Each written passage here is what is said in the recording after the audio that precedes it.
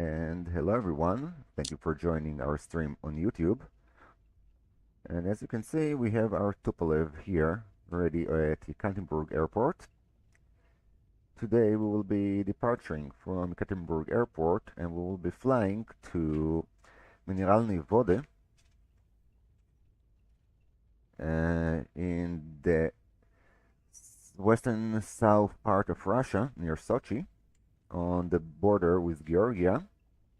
And probably a nice and warm place when you compare it to the rest of Russia at this time of the year. And some things have been changed since the last flight. Well, I tried to generate a GSX profile for this aircraft using ChatGPT, but as you can see, this is with the profile, and we didn't have any luck with that.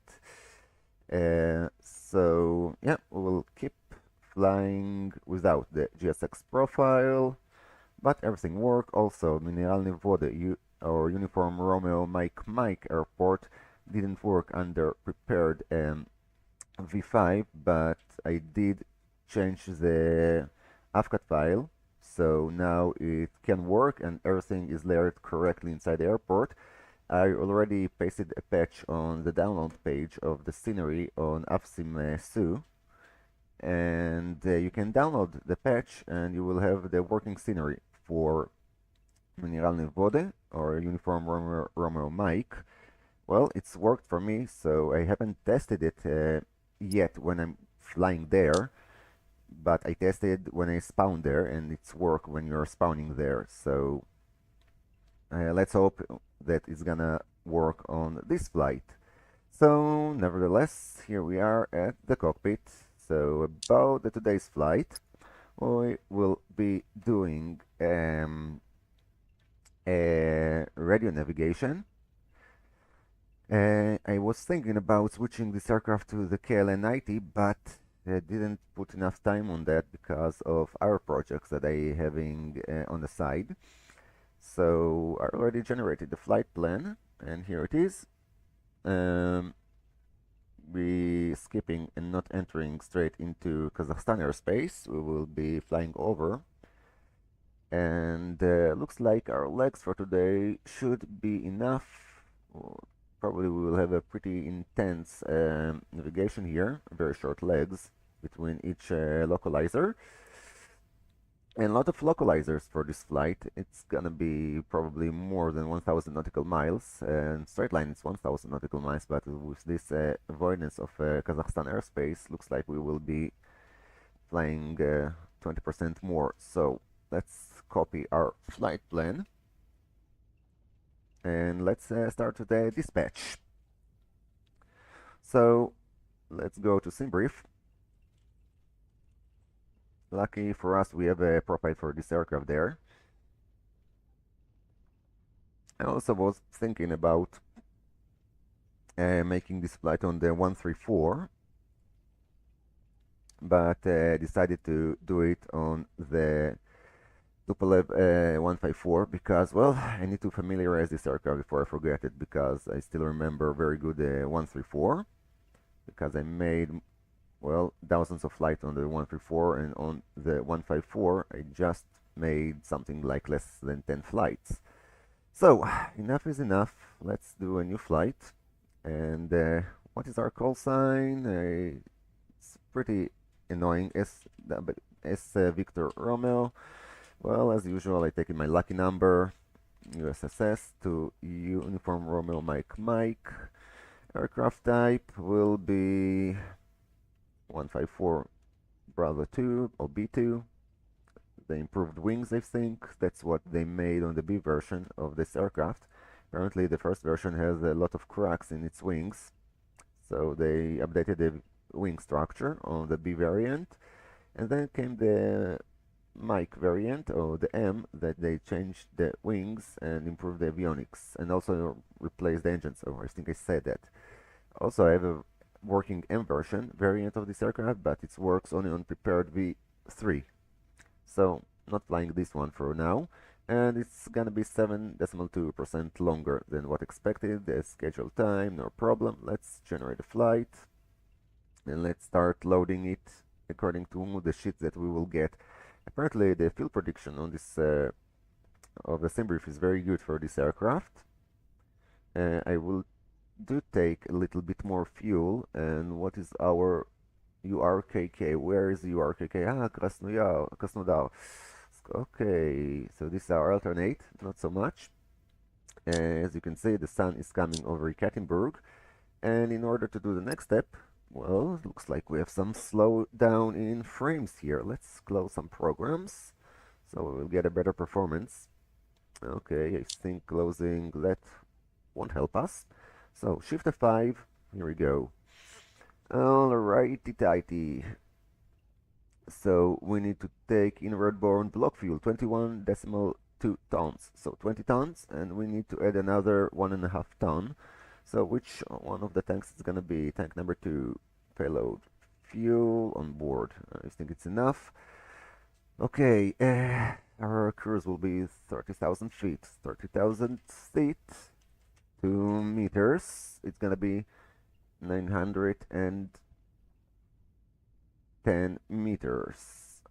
Or to alternate, well, it's short one. Probably we'll be getting to 2,000 feet. I think it says to alternate. Let's put it here. Never mind.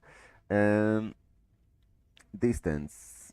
Now let's go. We can do it with our calculator. So sim brief. Let's say distance to the distance of the flight is 1089 nautical miles time 1852. It's gonna be 2016 kilometers. 2016 kilometers. 2016. Okay, it's 2050. And to the alternate, this one we need to calculate. So let's see. We'll be flying to uniform Romeo Mike to uniform Romeo Kilo Kilo. This is another 320 kilometers, so it's already in kilometers. Okay, 300 kilometers to alternate. Cargo, yes, payload. 50.6 tons, so we do need to add cargo. Let's add cargo in the back. Oh, no, our center of gravity is 35. Let's put it on the front. We are full of passengers, so let's put in front another 50. Reduce 100, that's good. This is very close to our sim brief. This one is even closer to our sim brief. So everything is done, and let's generate. And here we go. Our takeoff center of gravity is 29.7, and landing center of gravity is 27.4. We can close that one. That means that by this gauge, we are taking off on the center stabilizer setting. Here it is, your stabilizer control, everything done automatically on this aircraft. So you don't need to trim it. Oh, and the lights are off. Ooh, look at that. Lights are off, and here we are at Yekaterinburg when the sun comes out. Very nice, very nice. So this one is done. And yeah, let's start preparing the aircraft. So we'll take off exactly on a nice time, with nice lights, and do our way to the west and southwest. So I hope you're enjoying it. I hope you are having fun. And let's pop into the cockpit and go over the preparation. So I do remember the procedures. I'm not a great Russian talker. Also, that cockpit is in English, so it's gonna be a little bit easier for us. So what are we gonna do? We're gonna switch the batteries first. I'm gonna bring the inverters on, connect the GPU, and switch the bus to the GPU. Now switch it to the GPU, and aircraft is connected. Good. Do this aircraft have any how it's called? Spotlight profile. I wonder if you can use the spotlight for this aircraft. Not sure. I think this is the cockpit lights, and it doesn't work. So we have dome lights here at the engineer. I think this one is the dome lights. Yes, this is the dome lights. So the aircraft is connected. Everything is done and set here. Nav lights already been turned on. You can see it here. Here we have our nav lights. So at least we know that the aircraft is powered up. Good. Next thing we want to do is start setting all the rest of the things here. And yeah, let's start setting up the things. The first thing I always do on this aircraft is setting the climate control, at least compared to the version 3 variant of this aircraft. This section is working on that version. And 20 degrees, that's good, that's good. Let's put you on automatic. So it's gonna work. It's been set up correct. Very good. Let's start bringing the systems alive. As usual on all the Russian aircraft, simply put them to on. Oh yeah, let's turn on the flashlight. That's good.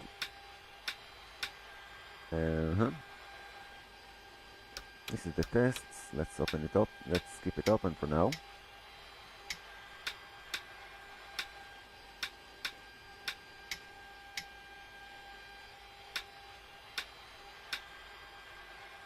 Come on. Very good. Everything's on. And done. Alright. Fan not needed right now. Seat belts, no smoking, and exit signs are on. VOR, well, set to VOR. This is windshield heating, low and high. So let's put it on low. And this should be the probe heat. Well, you know what? Gonna keep it off so we can save some power before starting the aircraft. Very good, this done. Now we can see that our hydraulics is not energized, so we're gonna start energizing the hydraulics. And now we need to energize the first one. When it will be energized, we can start powering it to our emergency brake system. And this one is done. And this is done. Very, very good. So the system's brought to life. We can start aligning the compass, the flight director, well, our artificial horizon. I will keep throwing names until I say the right one. And here we go, it's been aligned. So, yeah, minimums will be set to 0. It's already on 0, very good. Other things, let's see, we'll start aligning our position. It's 56, somehow it's already automated on this aircraft, the alignment, but you can always press the adjust to realign it.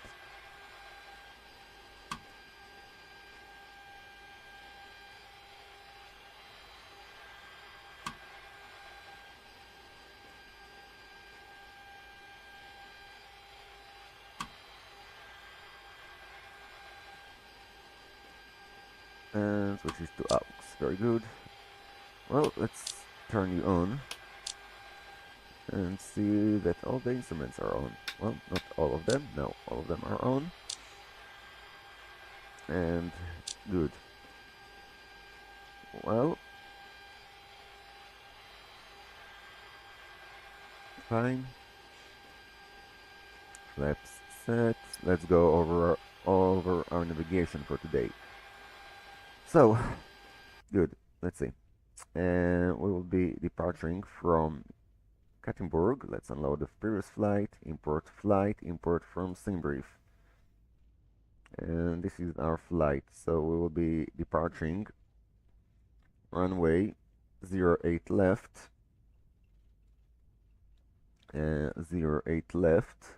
Here it is. So nose to the left and goodbye to the airport. Then we need to go to AKB localizer and fly from there to our first localizer that located 212 nautical miles RG. Probably RG will be out of range, so we will be using our first localizer. Let's take a look at little nav map. So we'll be using cab, I think. Yeah, I'm gonna use you. Cab, show information about cab. Well, 130, your frequency is, well, where is your frequency? 113.2. 113.2. Alrighty tighty. 113.2. 113.2. Let's see. Yeah, we got you. Alrighty tighty. And we will be outbound 219er. 219er. I wonder if we have procedures for this departure, and do we have any radio procedures for this departure? Not sure, but let's go over the Navigraph and see what we can do here, unless we'll do a manual departure from here. So select departure, which one take us closer to the departure? Well, Inlet 6 Bravo and Foxtrot, let's take a look at you. Yeah, my cats are gonna fight right now. Well, I will ignore that. Now that's interesting, look at that. We can do VR departure from here and then lock into the it's called to the route. So we can be above 8,000. We will be departing 075. At distance 5.9er, we will fly back to the VOR and then no, it's not correct. Here is our departure. And we have also Juliet. What is the difference between Juliet and that one? Easy peasy. Now I see what's going on here. This is an Arnav. We can do only the Foxtrot. So we're gonna add you to the flight. Good. Let's close that one and take a look at the procedure that we will be doing. So the procedure will take us back to the VOR on 075 back to the VOR, and from the VOR we'll take a route of 210. So let's put it 210. 210 set. Okay, let's set the first officer instrument to VR number 1. You're doing the navigation from the first officer position here. And here we go. Let's put the autopilot on already. So autopilot services are on. Navigation on, and compass heading is armed. Also the auto throttle will engaged, and autopilot is armed. Very good. Sorry, auto throttle is armed. So this one is done. Our departure will take us to course of 075. Let's see, 075. 07075 is here. Very good. VR1, VR2 set correctly here, and probably we are done here. Okay, and gonna check the instrument. So fuel meter is on. Let's see. Yeah, we have total fuel and tank number 5. Sorry, which tank? Tank number 1. Tank number 1 is 3 tons. 3.5. Well, 330, and total fuel on board is 21.5 tons of fuel. Looks correct according to our flight plan. So basically, I think we are done with the preparation, and we can start the pushback and engine start sequence. So that's one is done. I wonder if we can make records here, because I get tired of recording from replays. You know, I have a Sky Dolly from MSFS. Let's see if Sky Dolly can do some work here on the prepared. I know that the flight recorder can do some work, but I'm not sure about the Sky Dolly. Strange Sky Dolly. Have you record? I'm not sure it can record and stop. Notebook. I think it's simply not connected, and somehow I lost all my recording information. No patience. Nothing in here. Nothing in here. Okay, so again, we're gonna use the replay tool for that purpose of doing screenshots and good things. So we are done here. Let's close the doors. Let's say that the boarding is complete. And yeah, here you open and close doors by simply clicking on them. This says the clickable spots. And we are done. So let's fire the APU. And we'll check that everything is correct. So this is correct. We can use this for calculation of our distance flown. So we will turn off the calculation and do it on the runway, so we can calculate our progress on this route. So let's close the light and we can turn on the flight recorder. Come on, this is not possible here. Nope, nope, nope, nope. Well, we can check the lamps. That's good, but not helping me. Mirror heating, lamp control. This is not opening. Well, never mind. And boosters and wheel steering. Yeah, I know. Okay, APU. Right. So APU is on, and start is on, and fire hydrant is on, and now it says that it's ready for start. So we're gonna press the start button, and here it is. APU is rolling, and now we're gonna request our pushback. So prepare for pushback and departure. Icing warning. No, don't worry about that. Due to icing conditions, please stand by for engine start until push completed and brakes set. Good. Alrighty tighty. So our thing said we need beacon is on, so everybody knows that this aircraft is about to start. Also, let's fill our flight plan into the landing rate. Ooh, we don't need that in desk. Probably it's eating some resources from the computer. Yeah, let's close all the programs. So fly-by-wire not needed. And yeah. That's done. Very good. All the rest is still needed. Alrighty tighty. Okay, this one is done. No, I don't need you anymore. Come on, closed. Get closed. Okay, you're closed. Hello, Captain. We are ready for pushback. That's good. Okay, autopilot services are connected. And APU is running. So we're gonna open the air supply door. Hold it until it's still open, and here it is. It's open because it's not ready for start anymore. Good. So we are connecting to, well, the GPU where APU is running. So let's switch for the APU power, and APU power is connected. Departure check completed. Ground power Bypass pin inserted. Make sure the APU is still active. That's good. Well, now that the APU is working, we can start blowing hot air into the aircraft. Bring it to 6 and then leave it.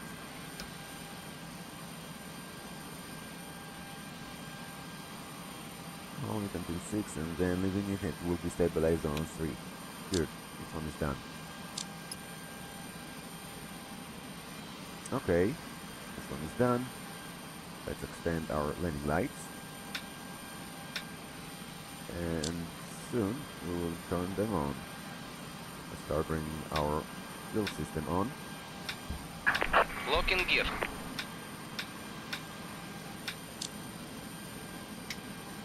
Automated, and the most important gauge is that one, and we are done. Engine monitoring is on, and we are done here.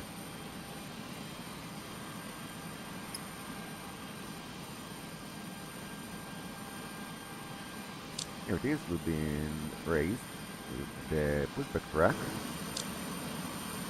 Still need to okay, yeah, nose to the left. They said right, nose to the left. Release parking brakes. Good. And this is the emergency brakes. This is the parking brake. Commence and push. Due to icing conditions, please stand by for engine start until push completed and brakes set. No problem. Okie dokie.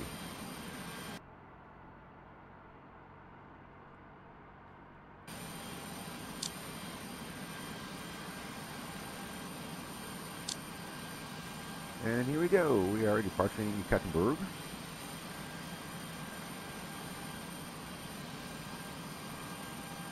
Oh, you can close that line here. We don't need it anymore.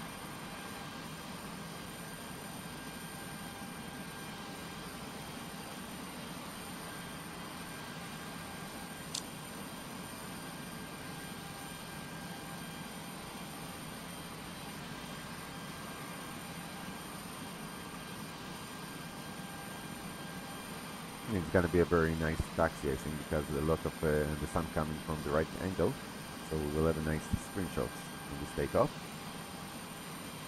So you're gonna be sorry me for doing a lot of screenshotting here, but this is a necessary part of the flight to make good screenshots.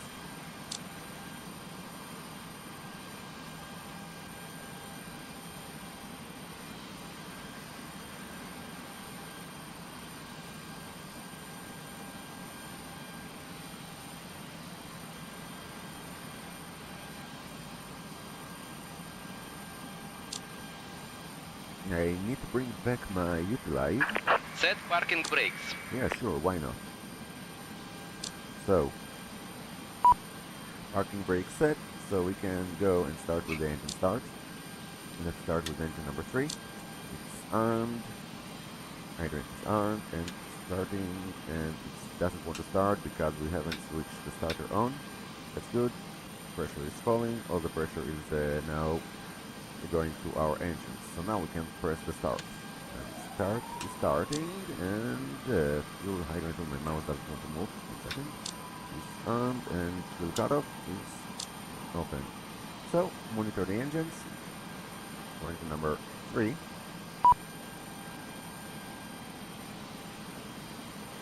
And we have an ignition, temperature rising.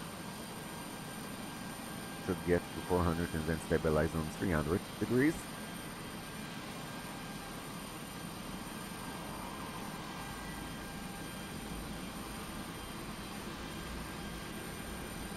Good. So we have an ignition. You will be guarded. Gonna switch to engine number 2. Nope. Come on, up. Starting engine number 2. Air hydrant is on and cutoff is open.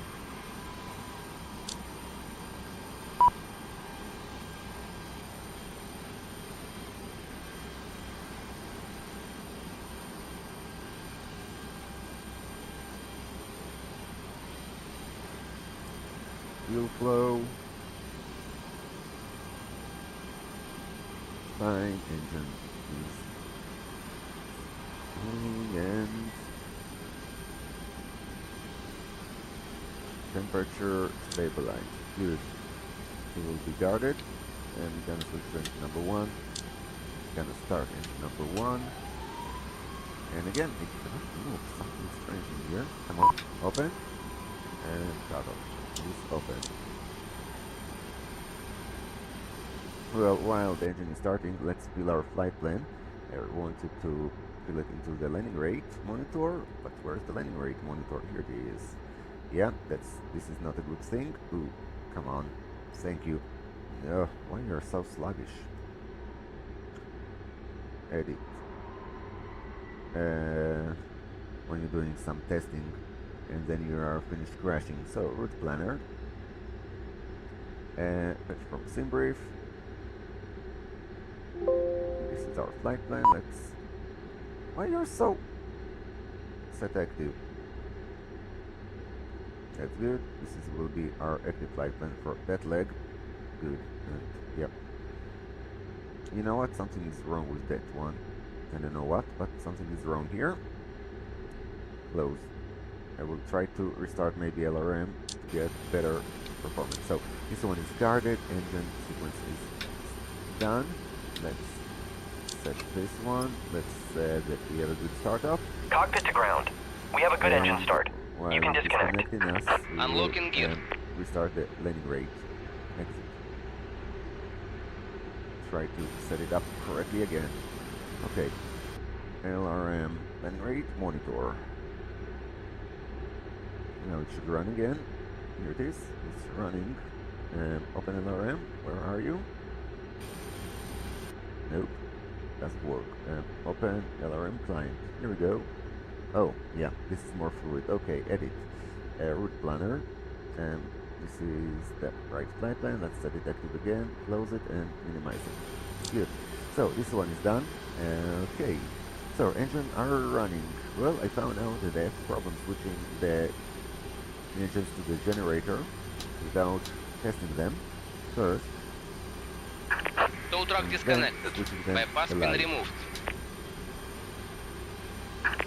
Left is clear. Right is clear.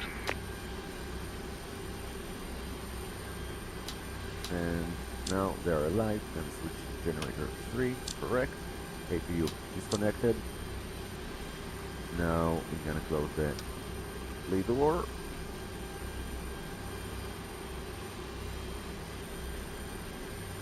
The lead door is closed, and we will shut down the APU. APU is off. And here it's correct. Engine vibration, I think. That's what I'm thinking about this system.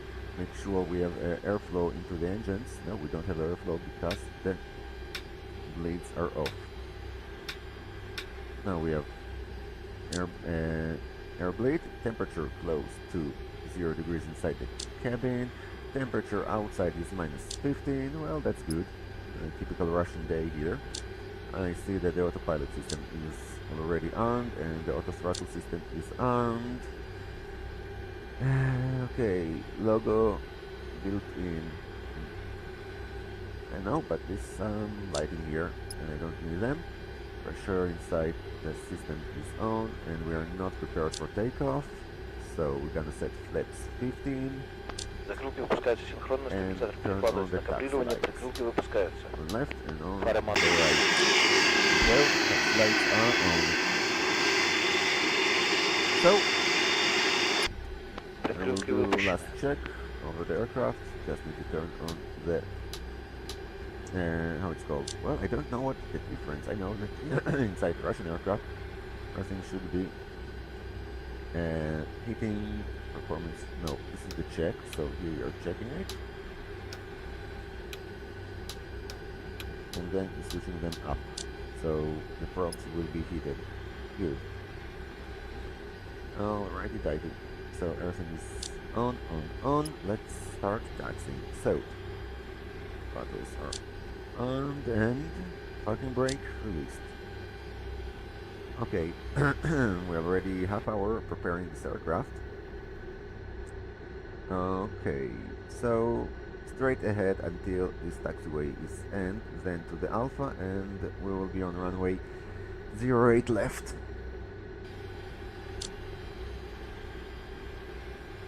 And that's a beautiful terminal, very old one. I like that one more than the new terminals in Russia. Make you feeling very Soviet flying here. I like how this aircraft simply wants to take off on idle. You need to be carefully when you're taxiing that aircraft.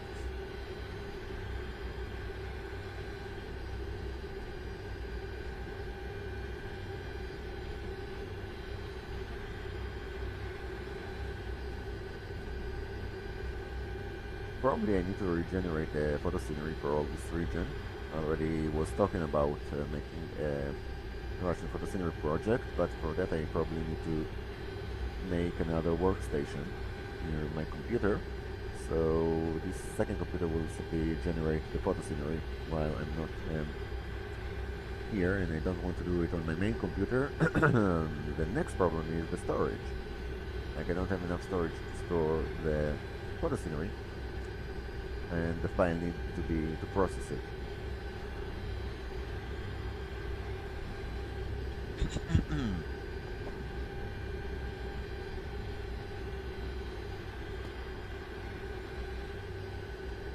Right. So we have some challenges here in the taxi. Someone decided that the taxiway won't be straight. We'll be zigzagging here. Also remember this aircraft has the same taxi problem like the MD-11 when your main nose gear located at more to the back, so you need to delay your turns to make correct turns, or in other words you need to understeer or oversteer, well depending on which direction you're looking at, but simply make your turns a little bit more delayed because you need to think about your that the wheel is a little bit to the left.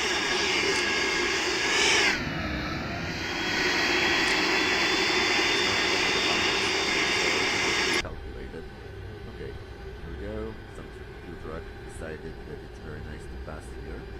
Not just an animation that comes from the scenery, not from aerial program or something.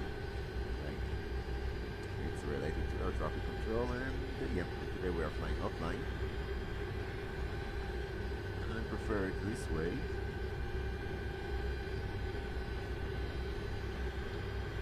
because it's quite challenging to fly this aircraft on boxing, especially when you cannot get directs here and you need to rely on vectors, and these days controllers doesn't like to give you vectors because they are pretty lazy.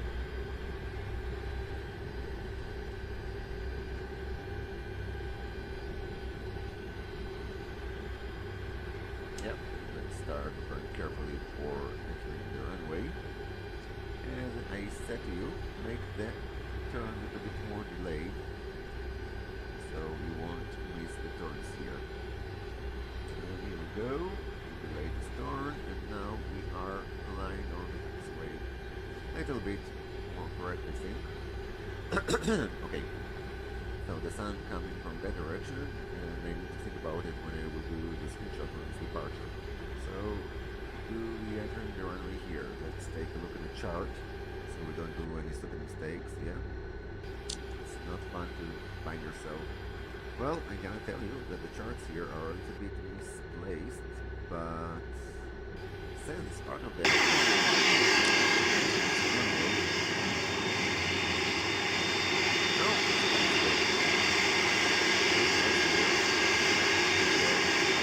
scenery, so we need to go to the next one. This is my mistake, sorry about that. So let's take a look. Let's set to 15 stabilizer settings is correct, and rear panel is correct. No steering, I know, we're still not on correctly. Icing not needed.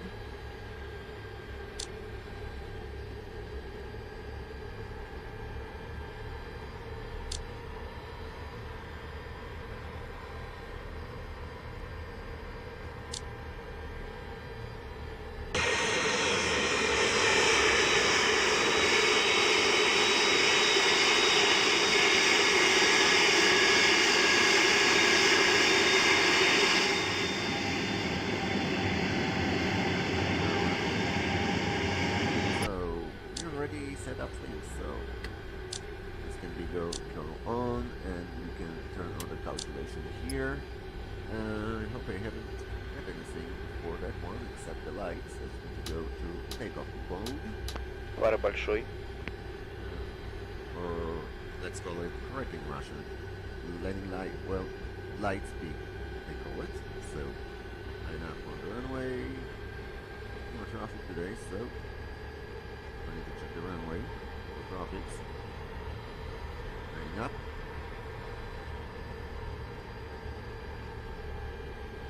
Let's slow down. Line up. Steering wheel. Разворот Engage. 55 выключен. So we are ready. Stabilizing engine. Correct, correct. Clock is running. The transponder should go to,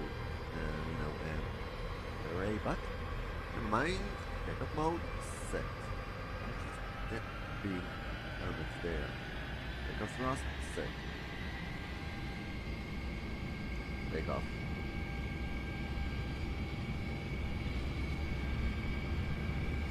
The aircraft will be like this piece for you and quality. Скорость растет. As it's here, it's already telling you what's going on here. 160. 180. 200.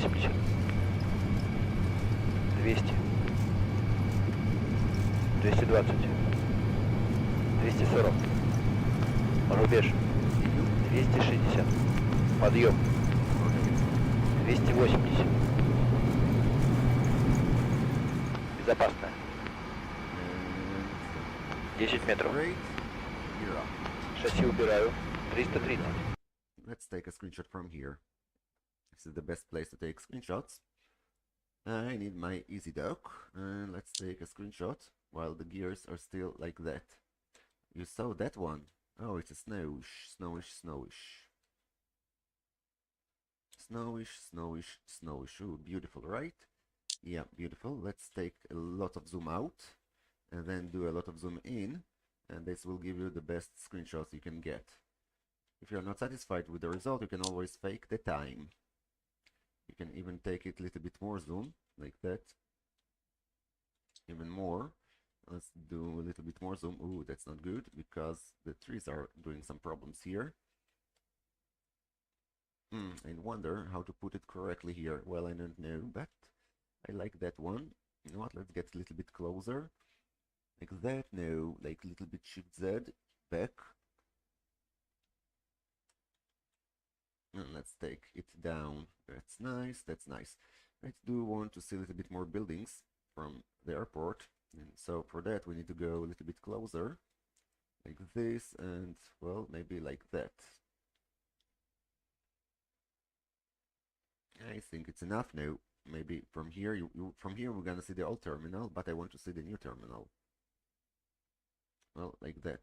Let's see. Ooh, this is better, but you see a lot of things from the back. I think with the control tower it was a little bit better to see it. I don't know, but well, let's take something like that. That's a nice one. Yeah, I think it's good enough. Alrighty tighty. So let's save it. So we have some thumbnail at least for the video a little bit later. And save it. The day today 2025. Oh, it's saving it like on this format. I see. So 02 2021. You will flying SWR 90905. Uniform Romeo Mike Tu-154. Second. And screenshot number 1 for today. I wonder. Sorry, if we can get another screenshot. Ooh, this is much more interesting, I think. Like that.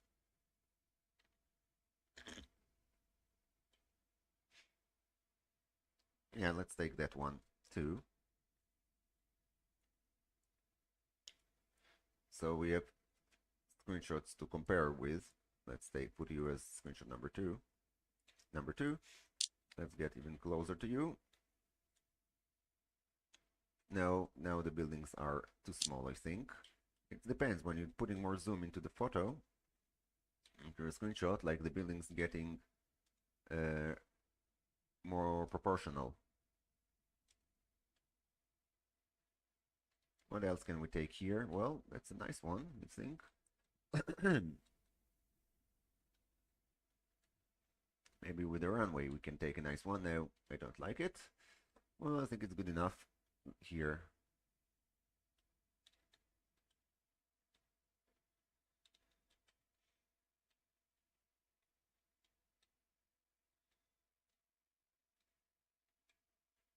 Nope. Person stands a little bit higher than on the ground here, but let's take a look. Well, never mind. I think we had enough screenshots. Let's keep going on the departure. So, let's show you how it's gonna be done. We will be holding the aircraft until getting to a safe altitude, safe speed. Then starting aiming the autopilot system. Шасси убрано. Высота 120. It's fine. We're waiting for the extra 10 kilometers from the airport to initiate the Ural navigation. It's fine. It's starting aiming the autopilot system. It's engaging the autopilot system. This will be done pressing the stop. It will be fine. Throttle is engaged. Good. Now the aircraft is flying. So we are heading, switch to heading mode. Heading mode is heading here, not always the light mode. Fighters mode. Speed is okay, we're on track, and we will start using the airspeed. Pressing it here. Let's see this one is moving. We get to a safe zone, and to our vertical speed that is high, so we're going to move this way. And now, let's see that our vertical is fine, and distance is fine. Down, and we will start our tour toward the left and then intercepting the roads. So, this one's done. I will go back here. Mine will go. This is the so roads here. See that one, and that's actually the helicopter will be over the tour that we get to. Speed increasing, let's retract. here and get more into the navigation. I wonder if we can take a nice screenshot from here, the aircraft turning. Well, like that. Let's zoom in a lot, like that, and try to put the airport in the background. Yeah, first we need to put the airport in the background. Here's the airport. Now let's zoom a little bit more and go to the back. Ooh, it's already flickering. I don't like flickerings, but you know, the good thing about screenshots is that you don't get the flickering in them. Maybe we can go a little bit further, more further, and then bring it up. Ooh, we can even do more zoom here. And then I'm gonna zoom in again. I don't think it's gonna be a good screenshot because everything is flickering here. Now it's gonna be too much. Yeah, it's too much. Well, let's keep going with the flight. We have some navigation to do here. Okay. Pause. Off. Go. Lights off. Lights are off. Фара выключена, убрана. Speed is correct.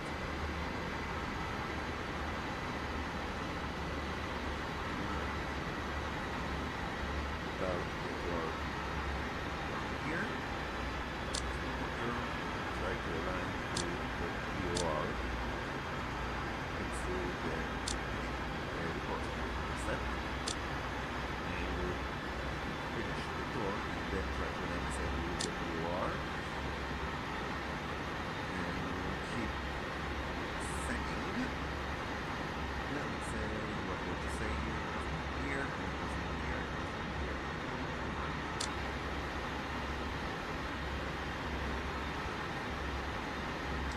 Correct, speed is correct. Let's take it down here. Good market. Now we are.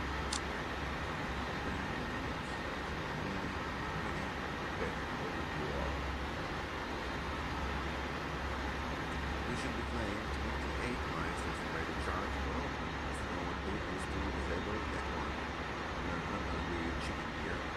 We'll do a classic flight, like passing over the aircraft. Okay, we can see where we are based on the things that they did with the analytics. Let's see what we get here. And by the chart, we get the distance of Yekaterinburg. Let's start kilometers because our kilometers. So to align better, so we are heading to the road. We are heading to the airport. So 285 decimal 28 decimal 5.2 is 52 kilometers away from the airport when we get to our location. Good.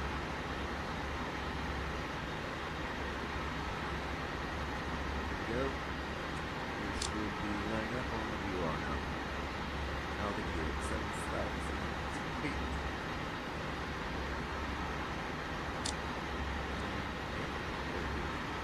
Just about this circle that the other people very minor. This is the airport.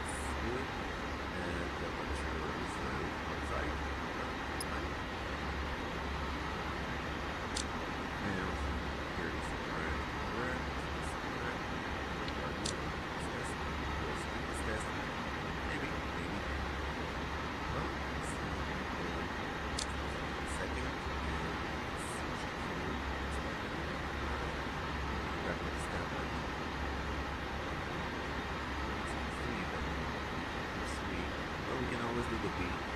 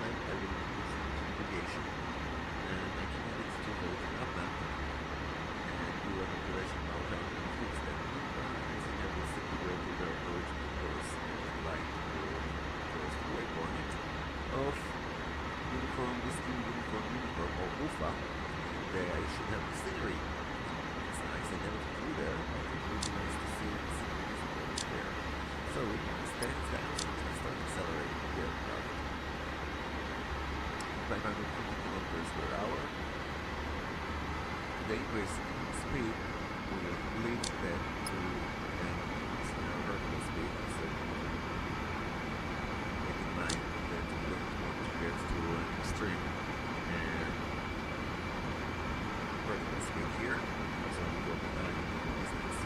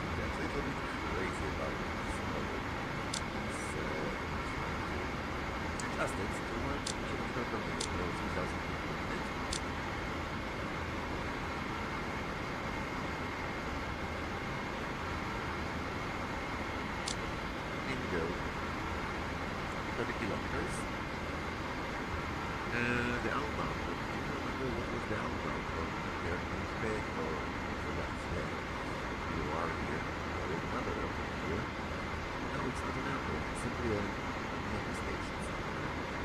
And some kind of village here.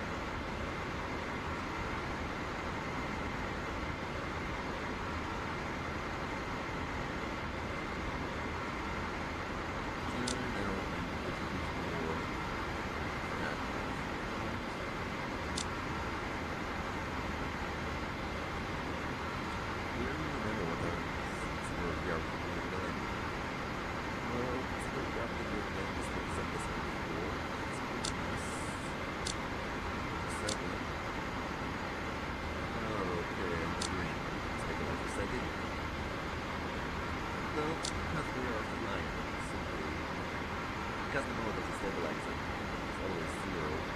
That's the track, well, then you can set it up so you won't forget it. So, double landing. And we're already past 1,000, so let's see what we get about. Settings is 1013. Oh, I was correct about that. Good, and 10 kilometers to go.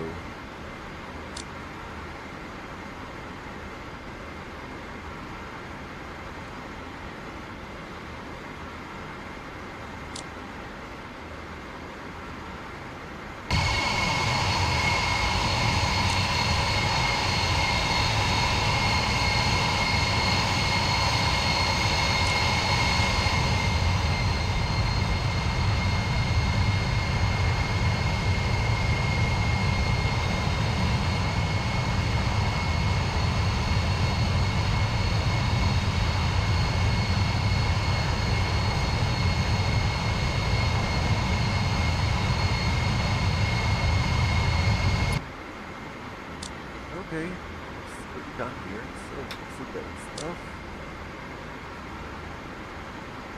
Four, and that's exactly where we should be. So let's get back to course mode, open up on the altitude before we get to cruise level, switch it to heading, and we should be out on 219er. 219er. 219er is the outbound. And there's some changing also here to 219er. Set it to 219er. 219er is a little bit to the left, so the right guiding. 219er. Go there again. And starting setting the navigation. So we finish our departure. Now let's go to navigation. Just remember to turn on the VOR when this will be aligning the aircraft.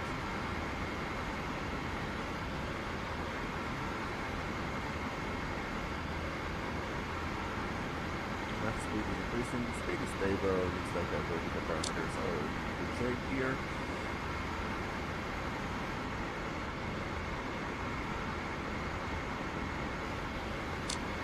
Go over our instruments.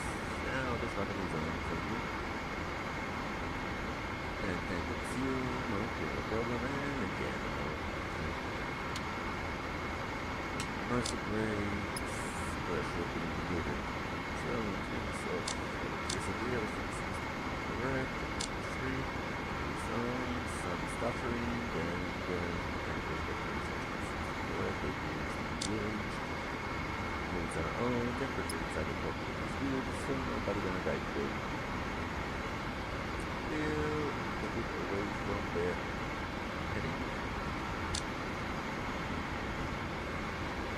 And we keep flying that one.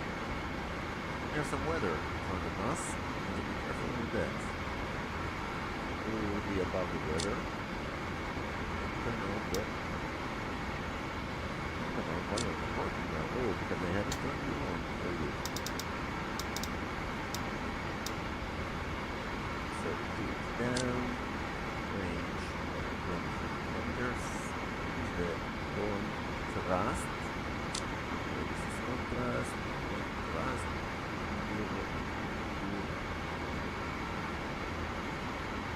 Yeah, this is contrast. Yeah, this is okay.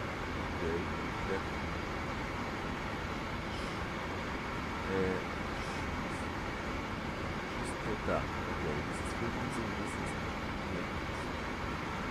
I don't know what this is name, but the origin is 500 and 5,000 feet. So I won't be playing with that one. We just down and hoping to get the right rating here. Okay. It's not just in there, I'm going to rush towards, yeah. Okay, 88 kilometers, still out of range, still away from accepting the UR.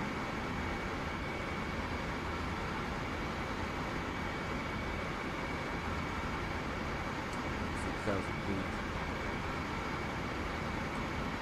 You can see that it's still looking for the UR station. So we are notified. You can help us by switching to station number 2, and when we do in station number 2, we start on the nose way of the station. Now look here, down the navigation, outbound, original one. Then you can speed up a little bit the section of the right heading. Now you can a little bit more to the right.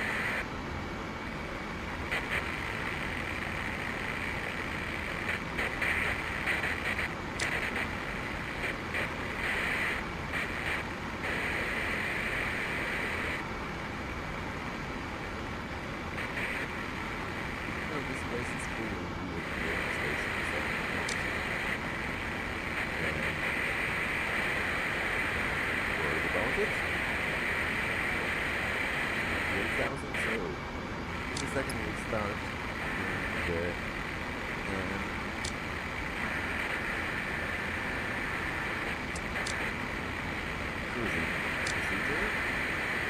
that, you just need to bring the aircraft to less than 500 meters per speed. To activate the horizontal hold mode, the H button.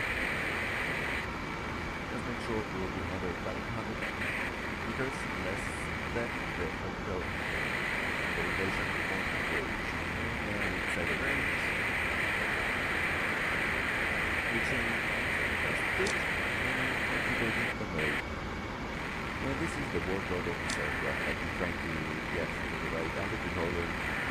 While that happens, you can observe the course capture. So, always try to open your eyes more than one system in this aircraft. So it's subject to a lot of systems and approaches like this. So we can try to do all those systems. And here we are. And engage horizontal mode with captured speed. Now, low 790. Right? And we are away from the course. And what happened here?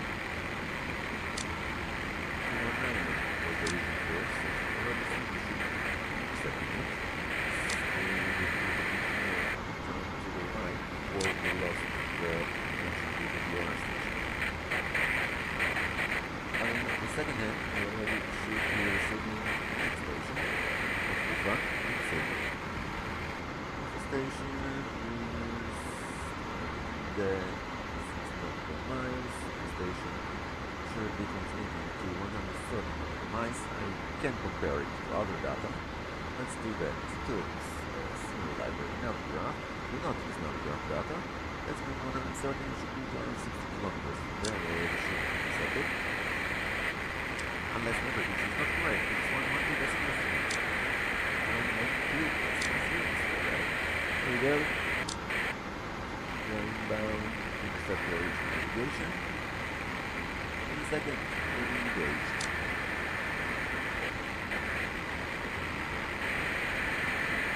Less than one click. Because of the distance, we can go to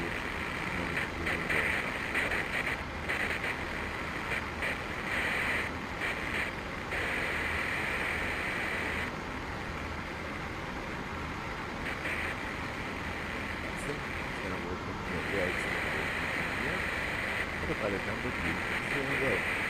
Necessarily we can go to whatever I want. But by clicking this button you can switch to the captain and the first officer, and right now the leader is about aircraft, so switch back to Ural navigation. And now we'll be on our original heading of the flight. So start with another 120 miles to pass. Or heading to the next. Just want to intercept the next VOR and take a small break out of the cockpit.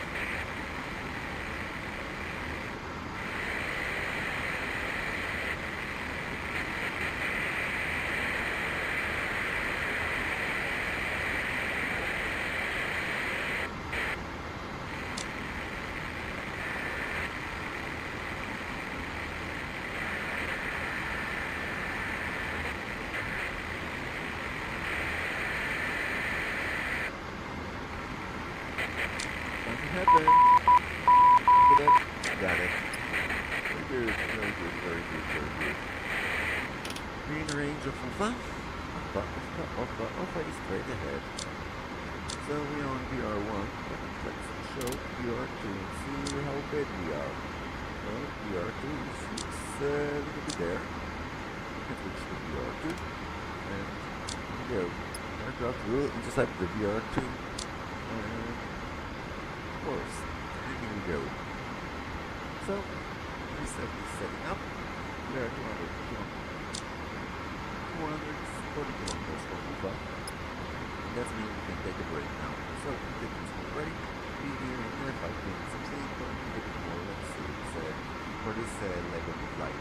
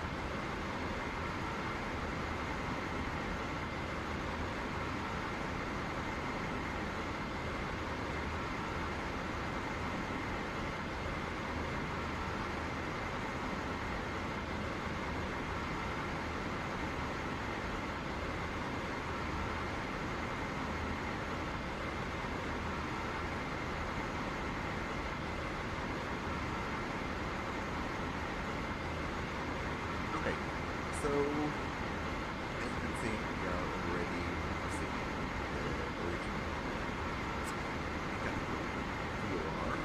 So, this is the time to get prepared for the second leg. Here we will be flying to flying. And sure, but this is that one.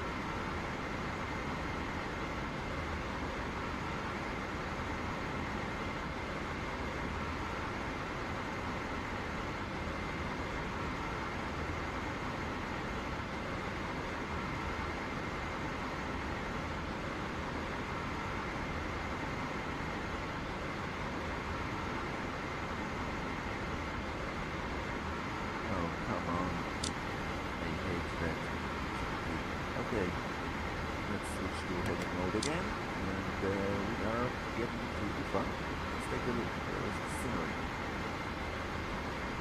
Now we have a scenery for the airport, 50 kilometers from the airport. Yeah. You should see at least a photo scenery on that one area.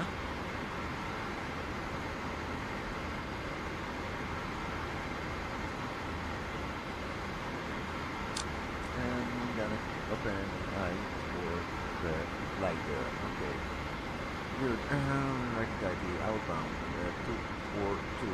You're flying on your number 2. Correct? Yes, you are 2.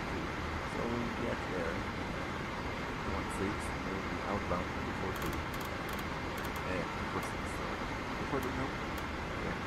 242. And that's correct. Let's set this one to 42. 242, got it.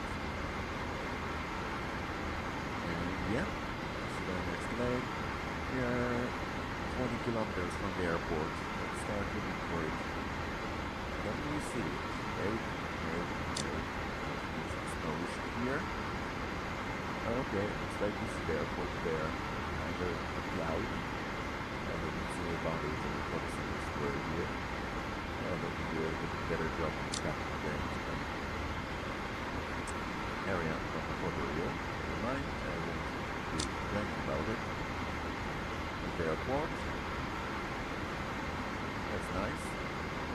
And you can fly here too, I think. That would be nice to fly there. But now we'll be flying to the Mineralnye border. Still outbound. They're heading a little bit back, so I'm not worried about it. So we're going to keep high and start 50 kilometers from there, returning to intercept the course. When you do the tail end 19 is much easier because it's simply like flying Arnold. You have to understand how can I bring the tail end to this aircraft. What do you see there? Some buildings, some aircraft parking there. I hope so it's going to be able to move more detailed airport, but well, probably not.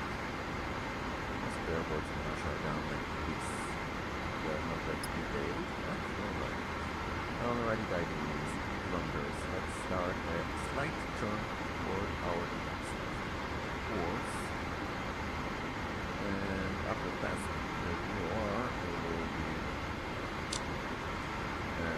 switching to the next Ural location.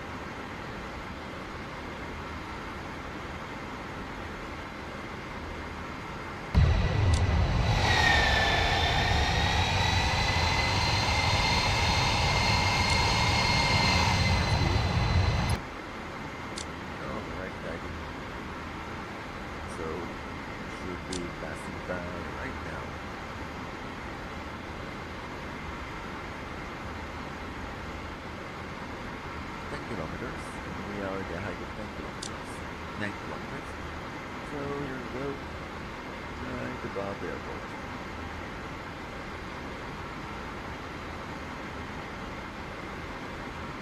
And we should go off. It goes. We passed that point.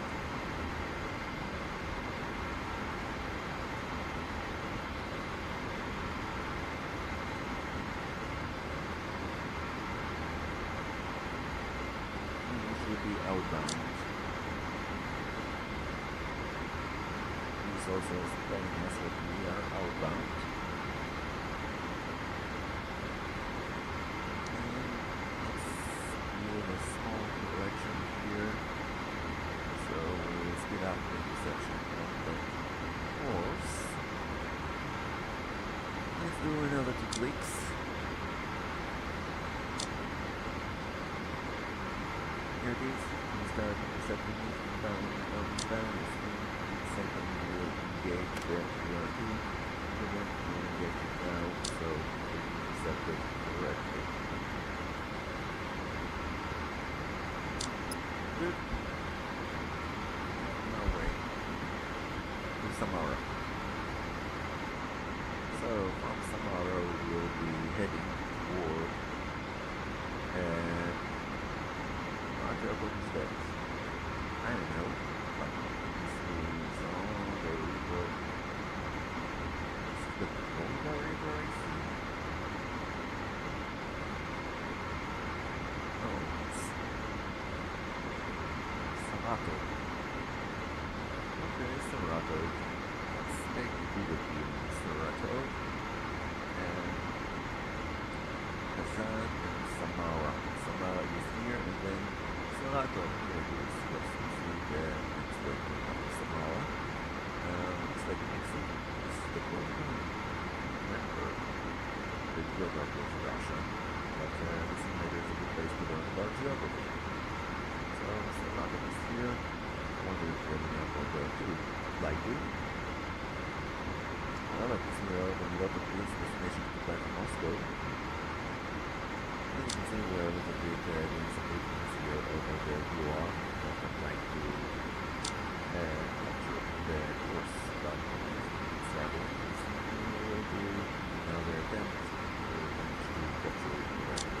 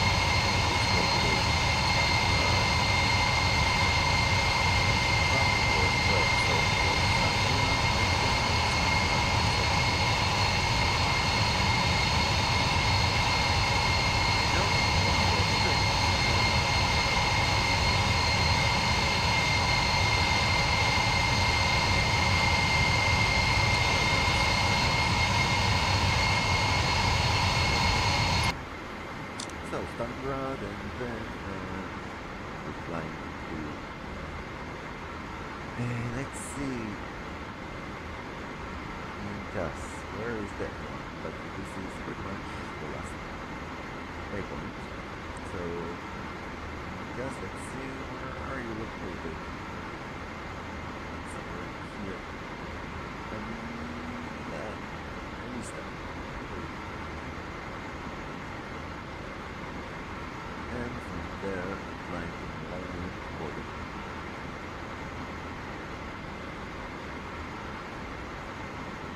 Alright, guys.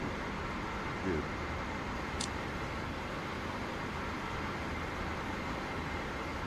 I wonder where is the navigation source of the aircraft. I saw from the panel of ship 1, but where you select which one will be controlling the NVU button.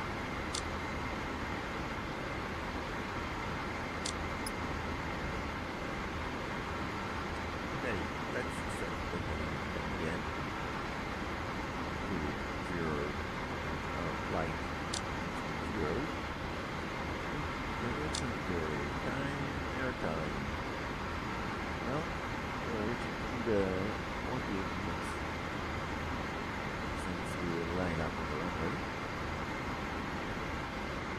And that's good, that's good. Let's see the comments. No comments, guys. Well, don't be shy.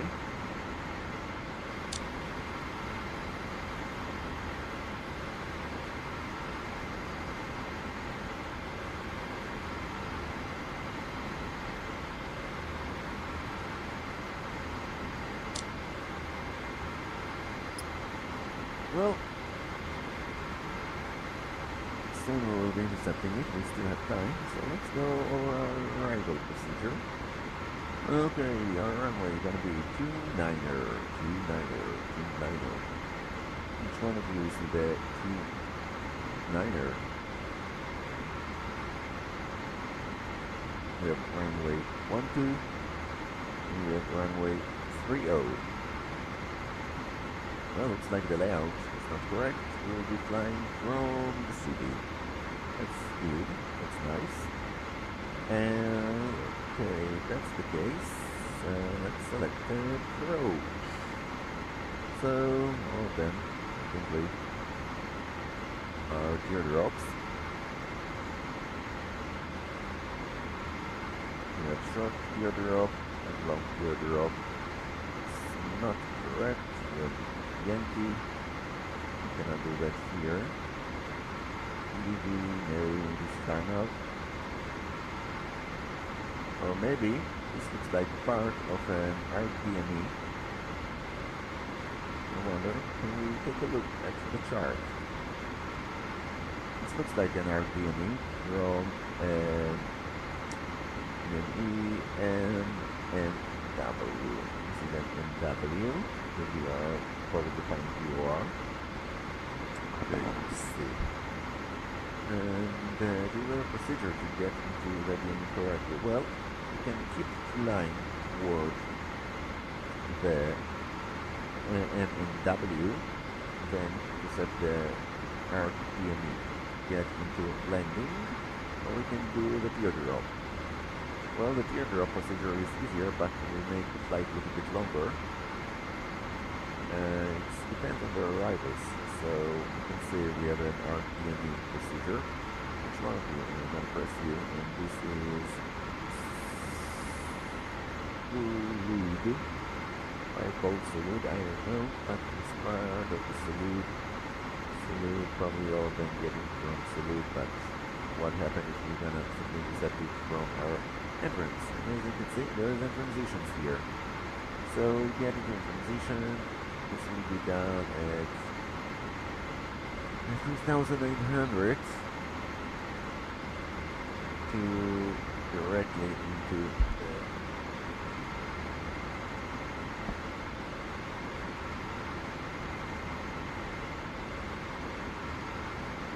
city and then intercepting the ILS. I think the teardrop is much easier for me. Let's cancel it, let's take the teardrop. Oh no, let's do the RPME. Yeah, let's take the RPME. Okay, select arrival. I'm gonna do the RPME because, well, there's nothing like doing a good challenge during the landing. So we are talking about one of them. This ILS Yankee D0900. Let's add you. I wonder why there's no longer RPMEs here. You need to be careful about the mountains here, so I'm gonna put you here. And then the arrival will be that one, and probably we'll get there from, oh never mind, let's simply edit so we have the charts to know what we are gonna do here. Okay. So the RPME will be done here, and the RPME need to be initiated at DME 15 nautical miles, which means 30 kilometers. Okay, no problem. And we are still outbound, no inbound. Let's have the brain for the next leg.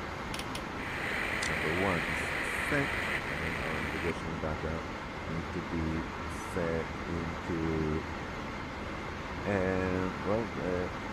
Samara city. So Samara, POR is 108 decimal something. Let's see, Samara POR 108 decimal 8.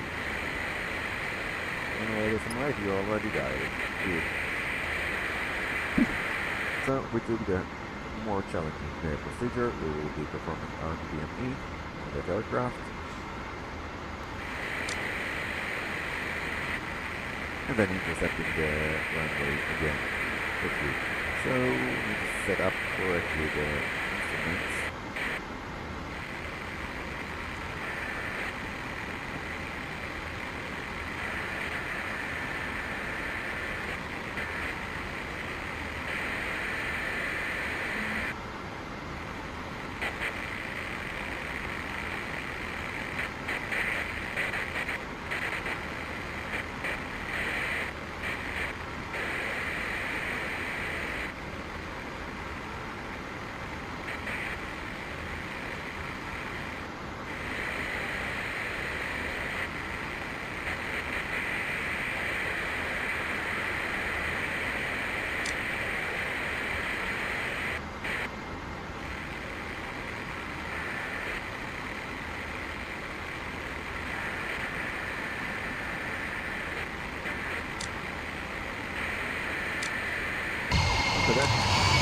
is out, the sun is out.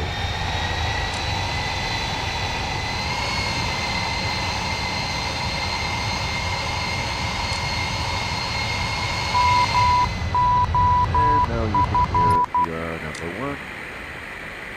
Let's turn it off. Let's click 1 and switch to your number one. Your number one is updated. Let's switch to your one. And now we should be on PR1, I think. PR1 set. And a small correction will be done here, and we are on map again. So, bye to you, Ufa, VOR. Let's dial up the next navigational frequency. Next navigational frequency from Samara will be Vologograd, I think. No, before Vologograd, it's gonna be, forgot the name of the city, come on. Saratov, okay, Saratov VOR will be set to short information of Saratov VOR is 113.0, 1130. We are outbound. That one, so 1130. Oh, come on, 130. And you will be inbound 221. What happened? Just depending on VOR. Probably some wind with the aircraft. 221. 221 set.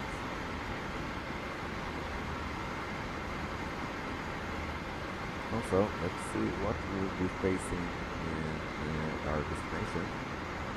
From night Mike, pretty cloudy, minus 70, minus 10 degrees. Not reported and pretty cloudy. That's mean clouds, whatever that's 1,800. Well, lucky for us, we'll be doing an instrument approach there, so we'll be managing to do it correctly. Okay, we have 200 kilometers to Samara right now. Oh, sorry, we don't need the XTBFD.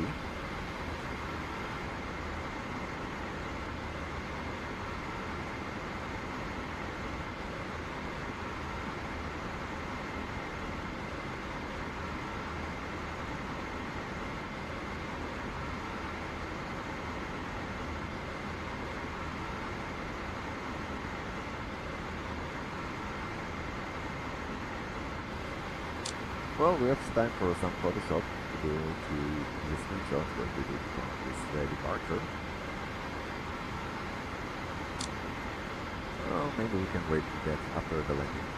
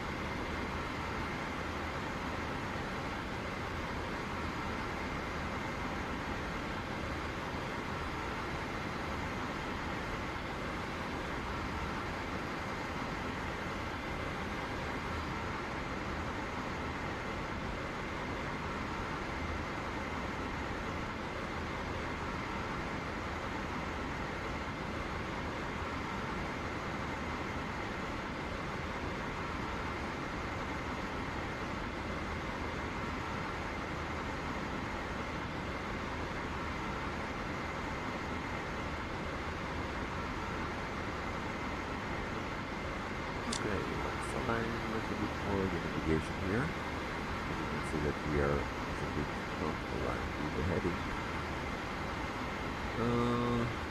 Which one is the right? We don't get a tip on the mouse for dialing this one up.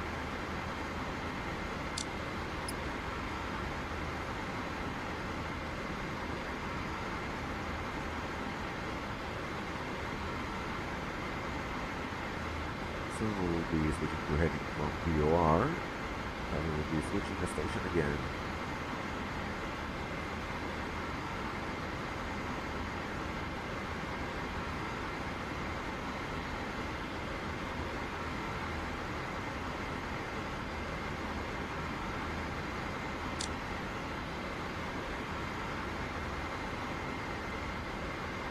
Okay, auto throttle on. Ural board, well, looks decent. I don't know what this one is saying to us.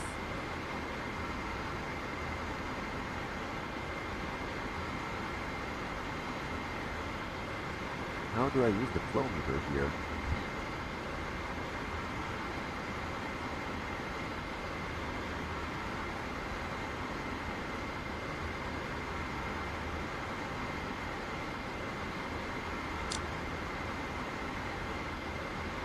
Look at some tutorials about how to use the flow meter. 20, 20, 20, temperature inside the cabin is 20, that's good.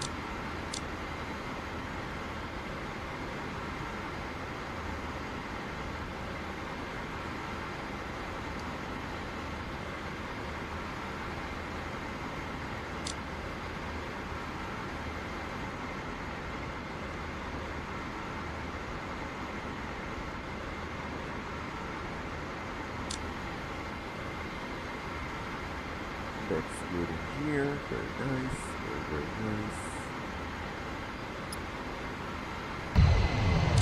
Here is our boost. That's speed. Well, I wonder, as Russia was one of the most, well, not Russia, the Soviet Union was one of the most powerful countries in terms of steel production during the Cold War, and there is a fun story about the cooperation between Italy and the Soviet Union.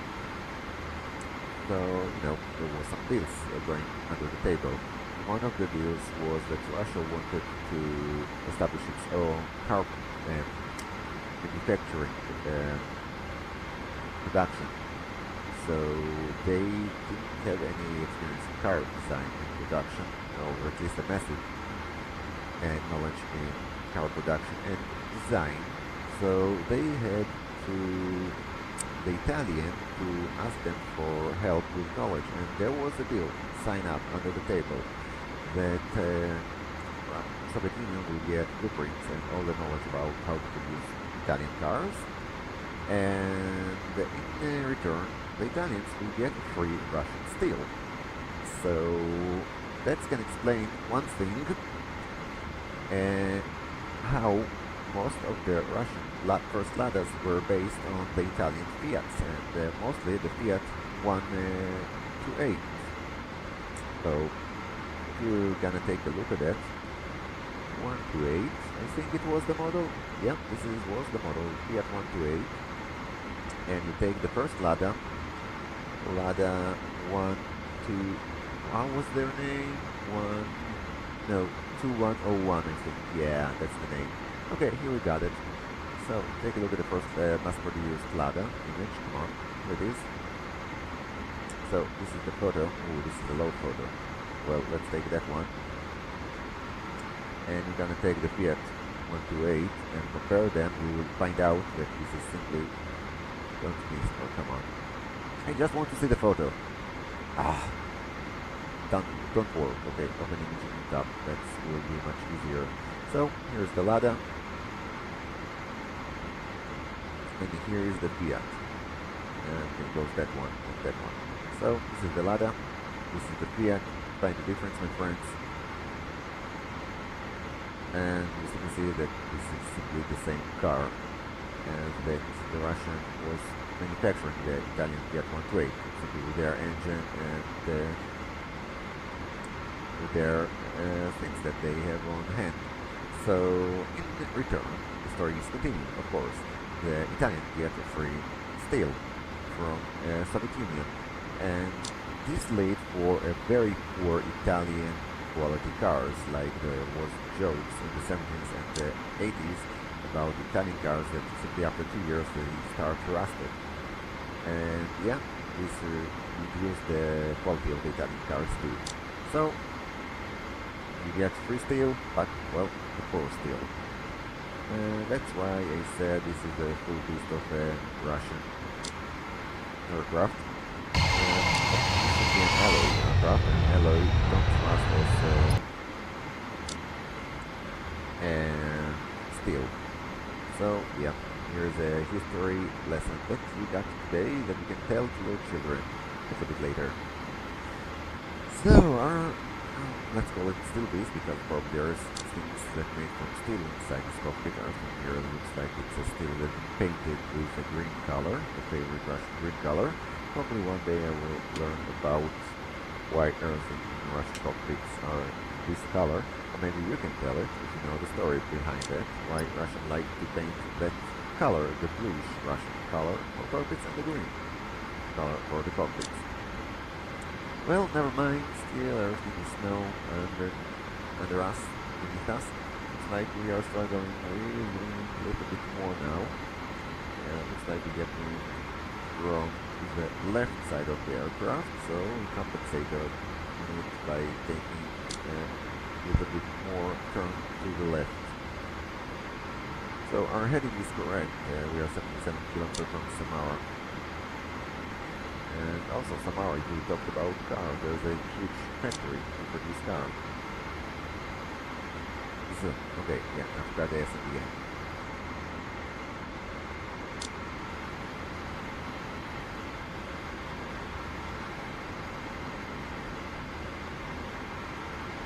Also doing RPM with aircraft is a bit challenging. And you can think about all the radials that we will be replacing here. Don't remember if the radius should be inbound or outbound. That's way or another we will get the reading on the side of the first officer and do it by that. Yeah, we need to switch it to ILS. Oh, this one doesn't work with the landing system. Maybe we can switch it by one of the shifts. Shift 2. Okay. Back to this one, but this one is here. I need to learn what this one is doing.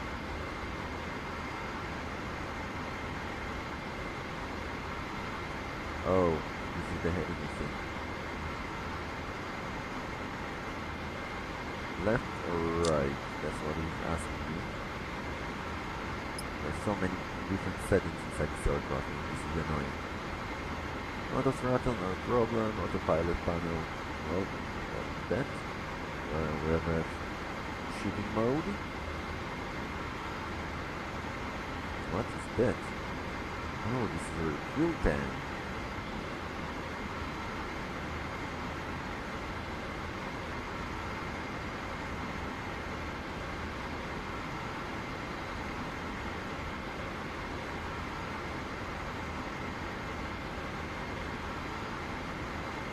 Interesting. I thought we already set it from here, and no, I don't need you.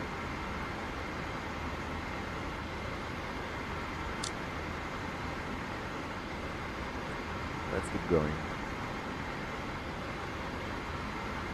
I wonder why you're not locking in this mode. They are not locking. See, this is the landing mode, but it already should be on. We have a button here. No button here.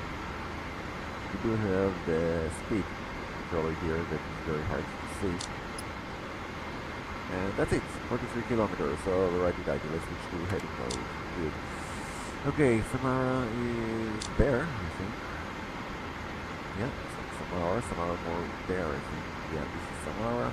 The airport is outside Samara. So we are in the region. Let's do the next thing and do the outbound of Samara. We'll be flying with VR number 1. So outbound Samara will be done at 222. Alright, tidy. This is Samara outbound. VR 1, right? Right, VR 122. And 222 will be dialed up here. 222 set and correct. Now we should see that heading here. Good.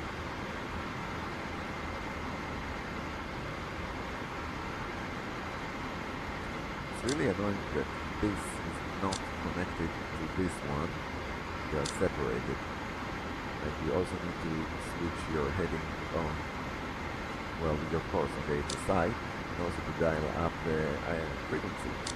And of course from the localizers, so they present different locations.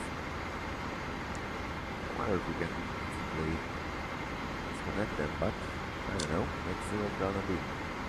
So 26 kilometers for the VOR, and then we'll be trying to start walls, I think. Again, we're gonna be finding out very soon about the next heading. 50 kilometers as usual to start the turn to work the next leg. Then we'll be intercepting it, so let's get out and look for Samara Airport. Here it is, there's Samara Airport. Good.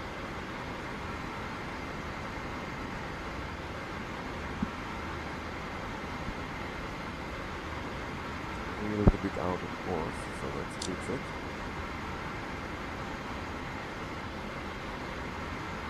'Cause we are inbound. 70 kilometers, and let's initiate the turn right now at 15 kilometers. 57, 54, 15. Initiating turn. I'm gonna do it again, so we won't overshoot or undershoot the course. Just stay a little bit near it. That's good. We are parallel to our next course. Oh, let's go. The wind will blow us there because we still have some wind. It's like a little bit undershoot. The airport, maybe the localizer is outside the airport. Thank you, yes, it's not frightening me like that. And let's do a little bit more adjustment here so we can start accepting the heading. The VOR is right, not parallel, but is a BMAS, yeah, and this is the word, and now it's behind us, so now we start flying from. Let's get even more turn here to set the heading correctly, and in a second we will switch to VOR 21. VOR 1. Here it goes, and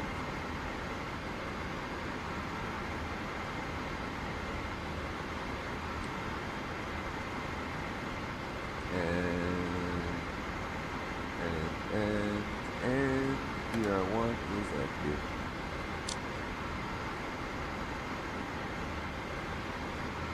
Good.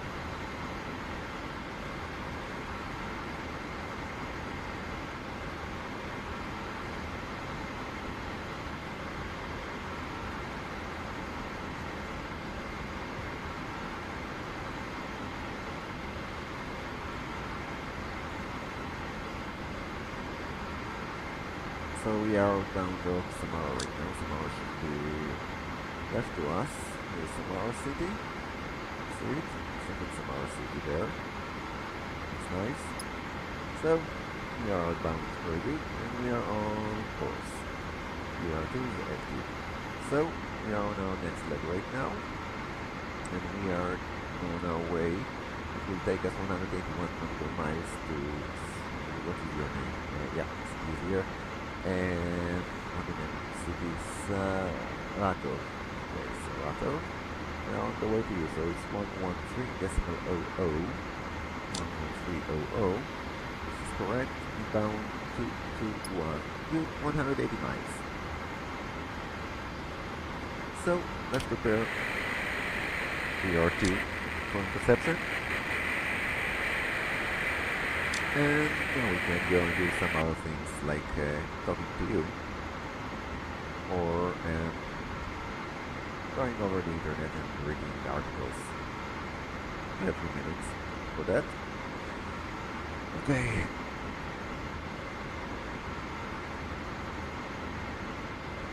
I need to charge my phone.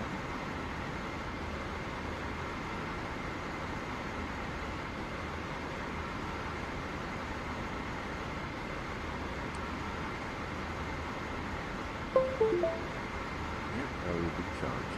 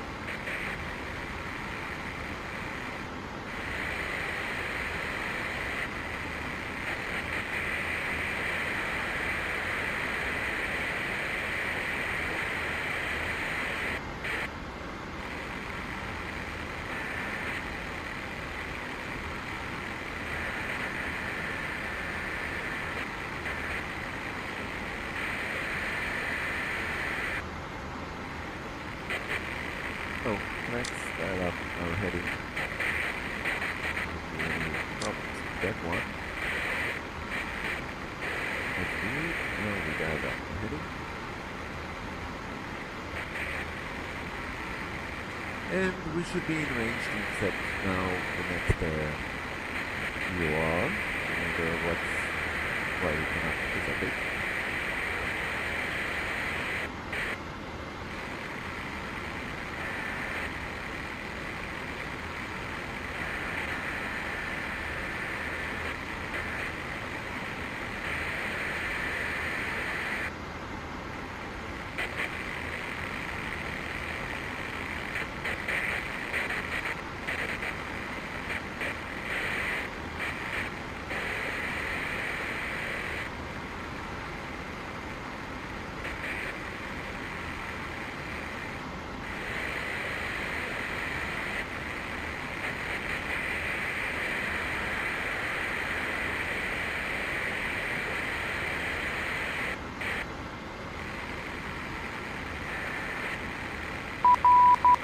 look at that. We are on number 2. Okay, let's take a look. Number 2. Number 2 is a little bit of course. So, course, something number 2. Good. We are 200 kilometers from number 2.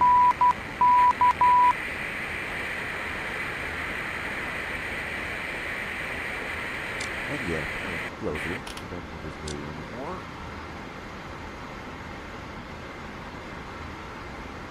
Here it is. Been closing on us. In a second we will be switching to our number 2 active.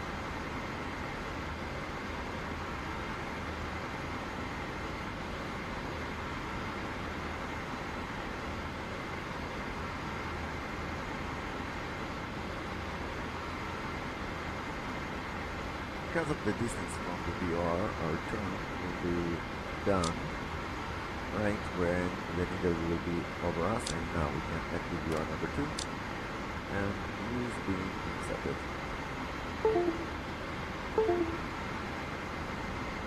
Sorry about my phone not connected correctly to the computer.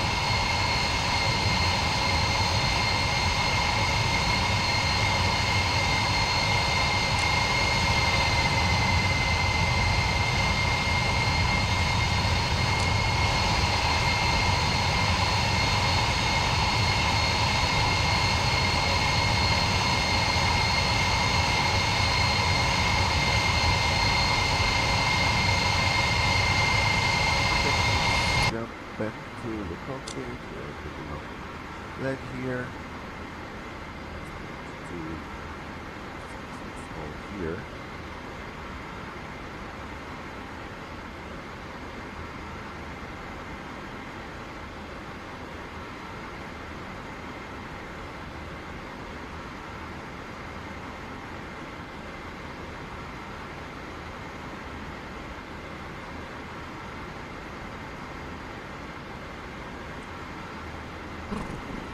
Well, I'm taking full break, guys. Again. We have 200 kilometers toward the next waypoint. So it will be a good time to take a small break, and we're gonna be with you very soon.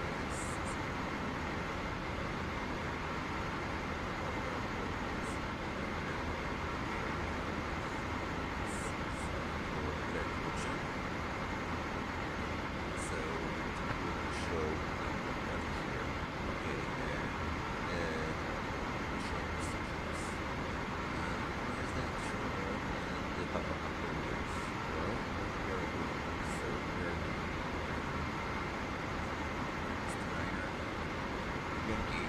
Yes, Yankee. Which means Yankee.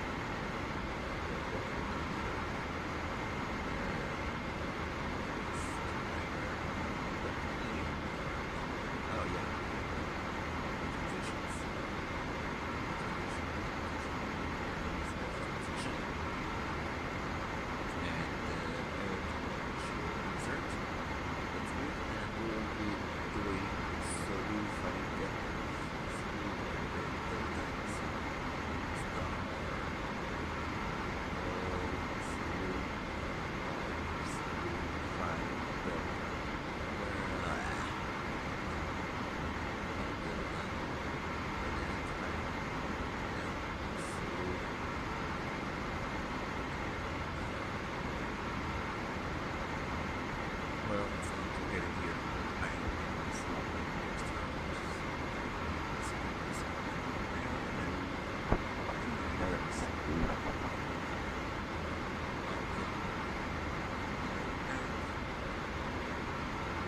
Here it is. Seems that they're very good. Well, there's a transition. Well, don't have any other information, so let's insert here. Add to insert to flight plan. So that's the procedure that will be done. So this is our double set point. Then to set that one, this will be done with more styles of shape. And then break to the final balance. Okay, good. Introduce of navigation, 70 kilometers to the state. Should be over the river, so it's the river. And once this is over the river, right. Good. Well, it's not exactly what I was expecting. So we'll find west is correct. First set. There's the river. So we understand that right there. So Mr. Bobo will be outbound 192. Okay, 134, then outbound. So I think that's not there. Let's see.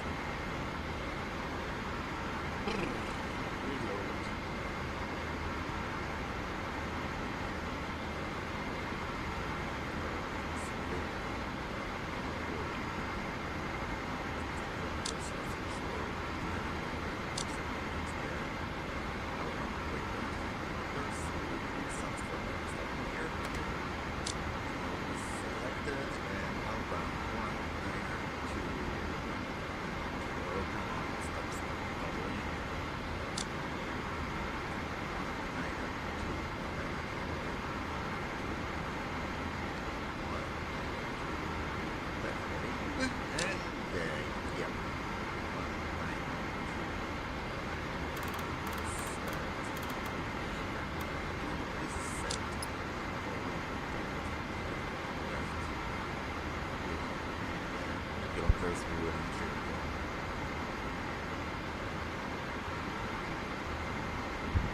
Good, good, yes,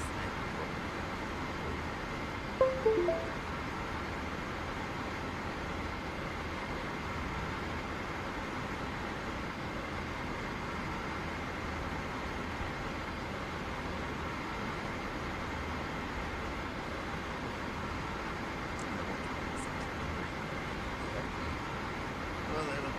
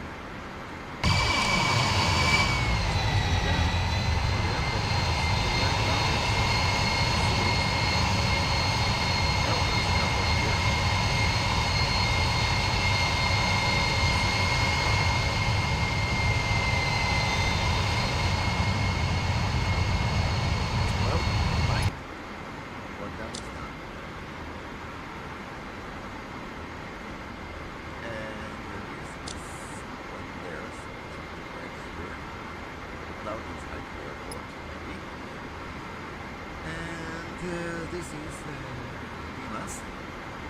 Now, let's go adjustment here. Show the course.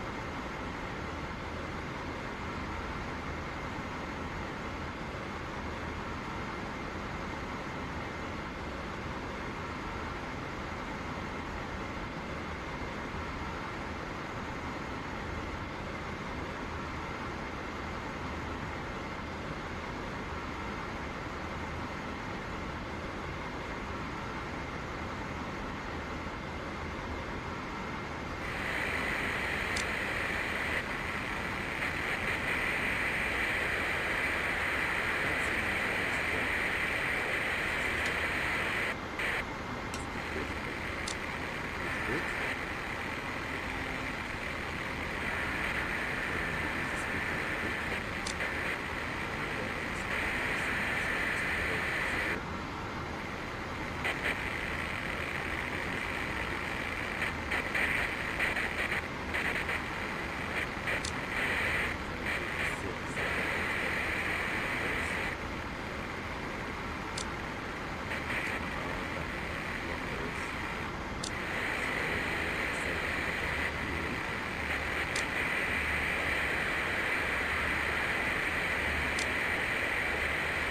Hope it's gonna change the fuel flow. Sometimes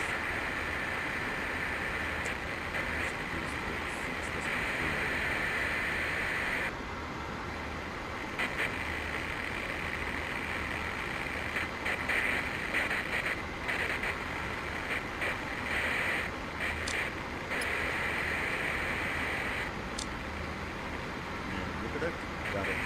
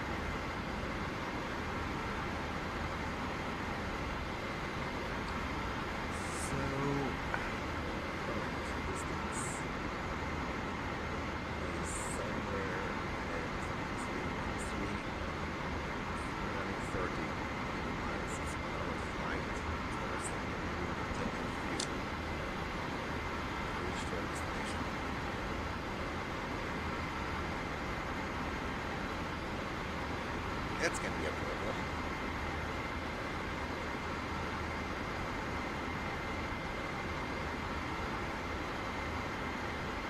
Okay, never mind. Let's keep going.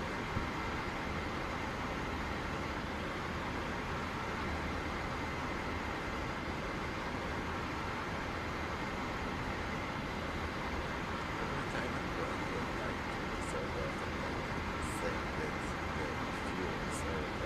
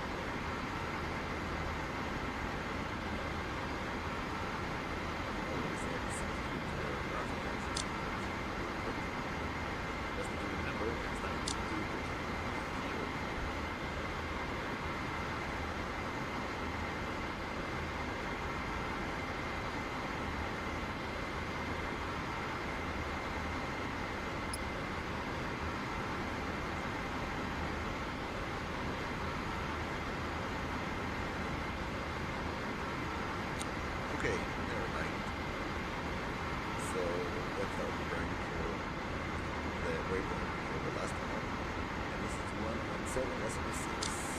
So it's 7, 6, 5. 6, 5, inbound. 1, 7, 2, 1, 7, 2,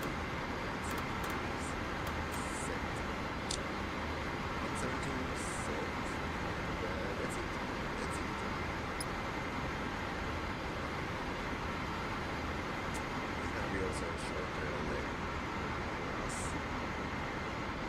And after finishing that leg, lucky for us, we will be down the only position when we start the descent. Actually, the descent phase, we will save some fuel there. So basically, we have 300 miles or 250 miles of flying. That's it. The left is empty here. One emptiness.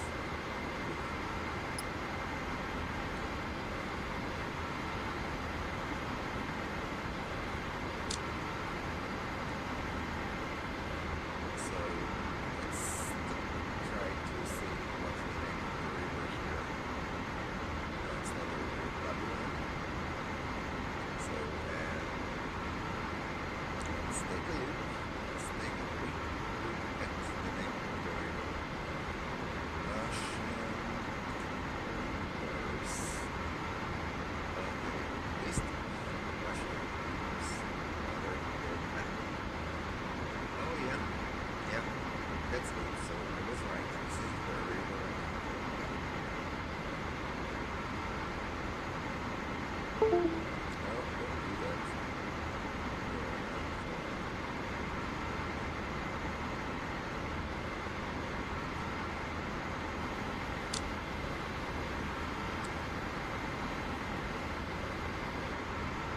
So yeah, I was thinking of flying over the border. Say that it's not really sure if this was saying. Okay, so first let's go over this line. Right time. I look up there. So we'll see over here.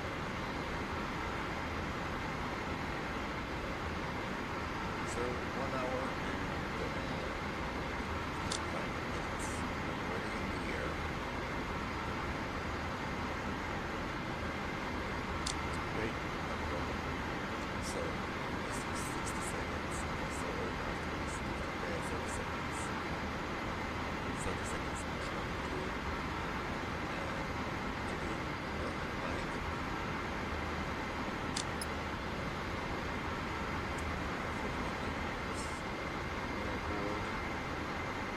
Getting to 6,000 right now. Don't like it. Don't like it.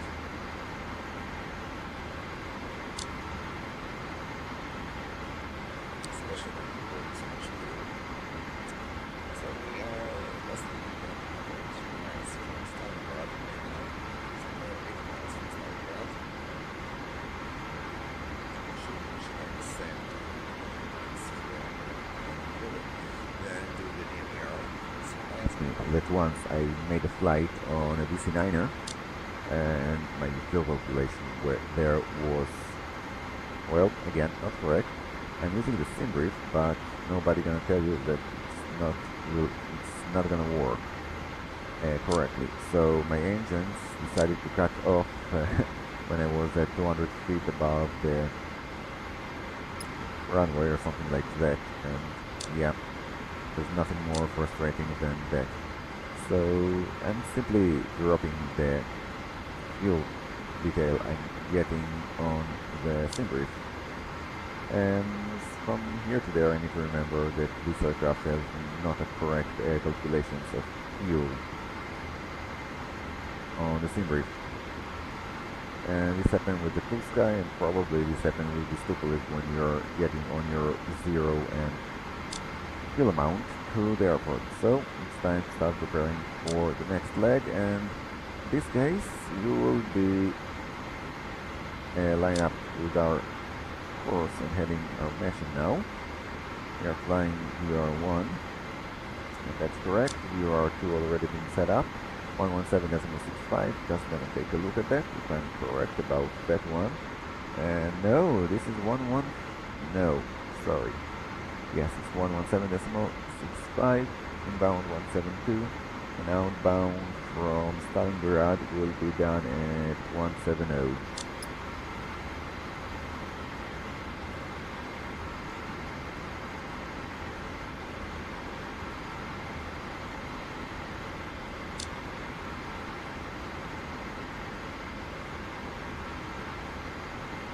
I need to make the shadows of the clouds more dark to look more realistic. I think the environment needs to have more contrast here. Can play with that, with the shaders, to get what I want. And gonna wait for that. Let's focus on the navigation here. 100 miles, 100 kilometers. So this is something like 60 nautical miles. Just opening in the eye on the fuel flow here.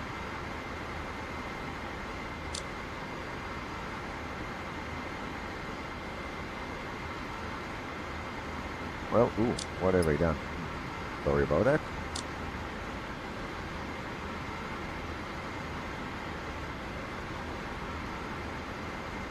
Oh, also I need to remember that the aircraft become lighter and lighter as I'm progressing with the flight, so maybe it will burn less and less fuel.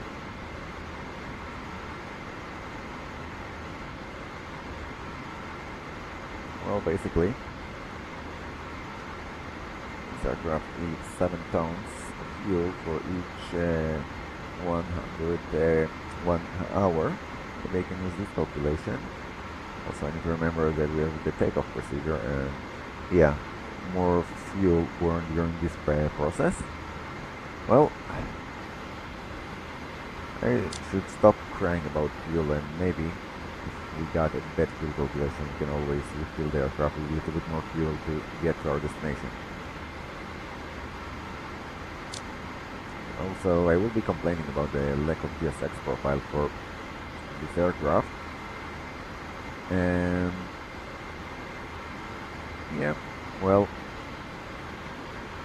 when I will have more strength to do it, I will try to regenerate the GSX profile with the ChatGPT. But right now, the ChatGPT is simply doing me some problems that he's forgetting. And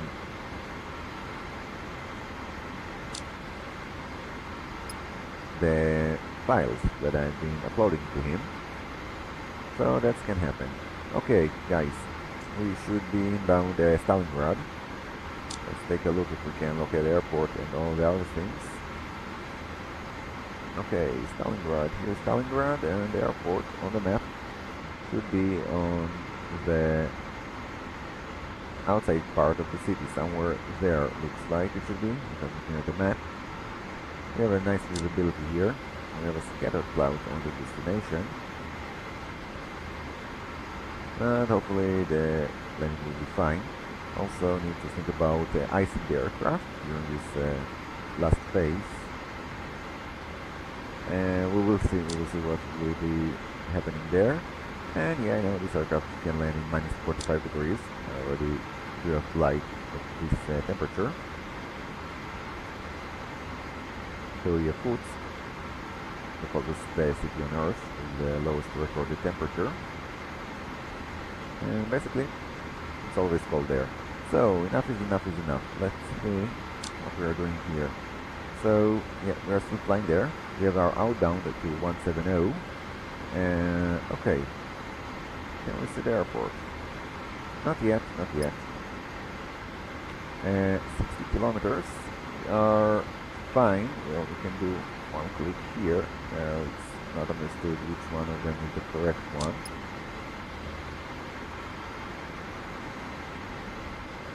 Well, hopefully we will be capturing it very soon.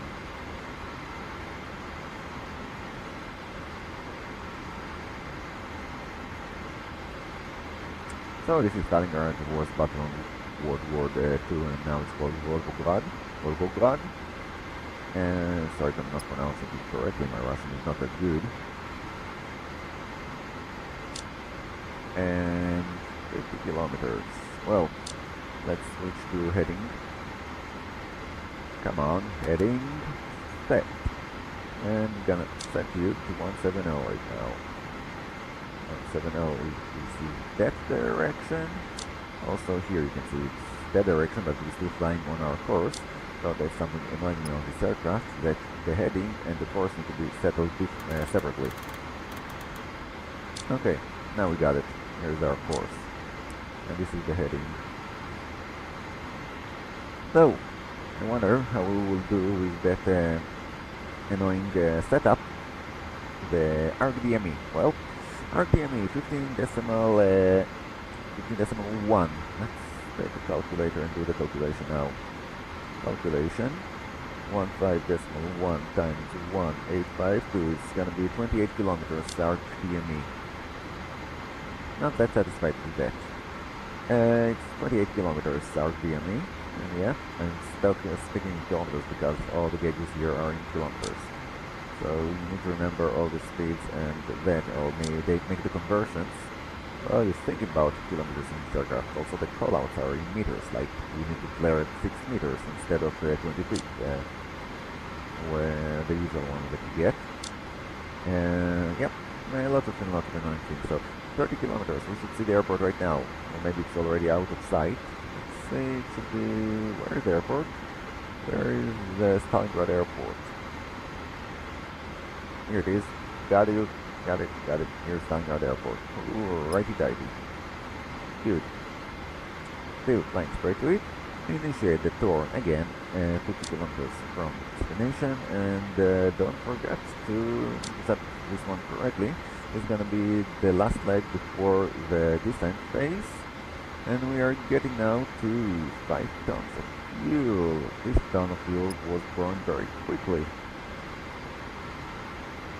In about 2.5 tons we will get the warning of low fuel, so it's gonna be very, very challenging. Sorry again. Yeah, I really need to get the KLM to make a much longer flights with this aircraft without the need to monitor and navigate it as I'm doing here.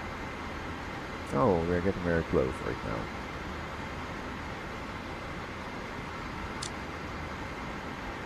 We are getting very close, so we're still flying on VR1, okay, that's correct. VR1 still active. 16 and...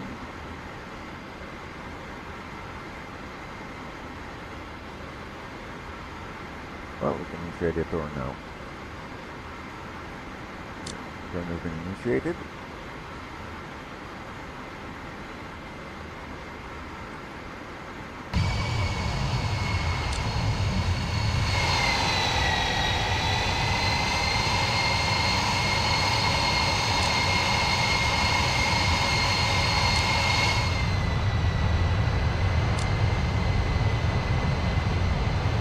That's good.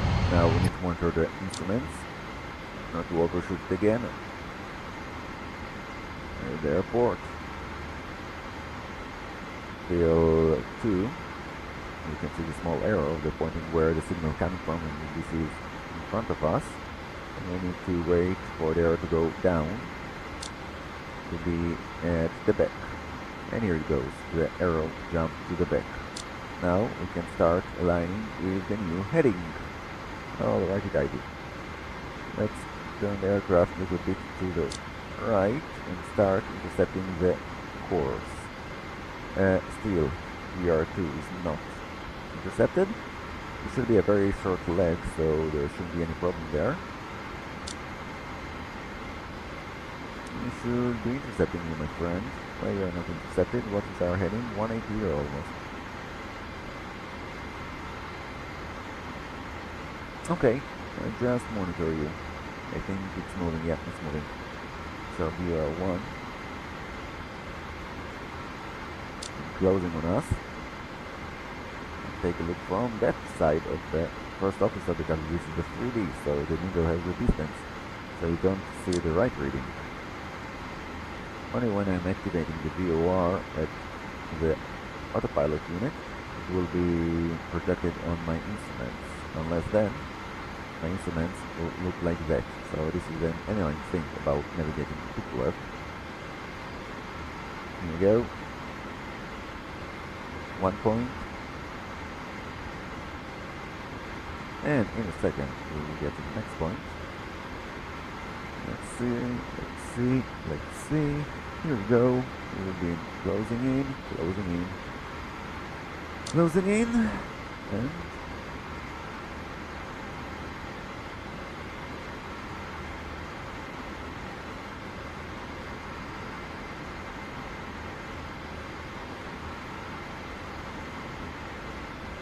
oh, that takes time to set the course.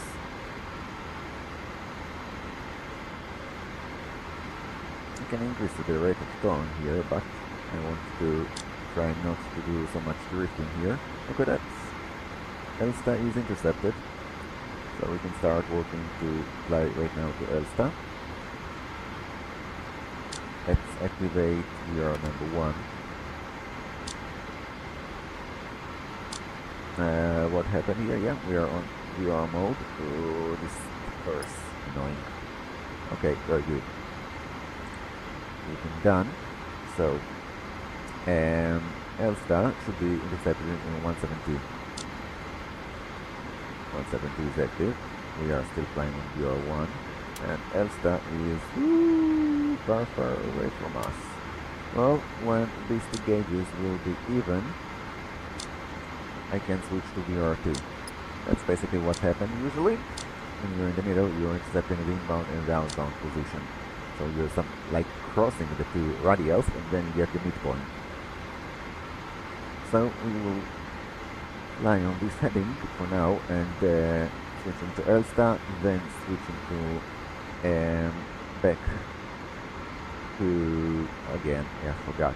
To Mineralnye Vody, and start all the preparation for the descent. So we're talking about last leg. We have, again, I'm worried about the fuel amount on the aircraft. You know what? If you are so worried about the fuel, so why not take it? Maybe there are a vehicle, fuel and payload, like, I know, this is frustrating, but let's put 30% here, and that's it. Now you won't be crying about it anymore. I know, effective, but I need to remember next time to not do the exact amount of fuel I'm getting on Simbrief.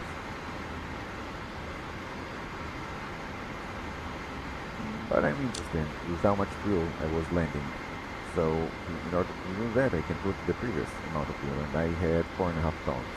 I think that's the fuel amount that we had before faking it.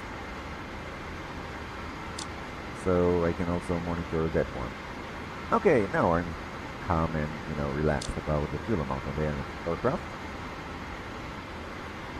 We can proceed with the flight, and something happened here. It's reloaded. No, oh yeah, it's worked. Very good.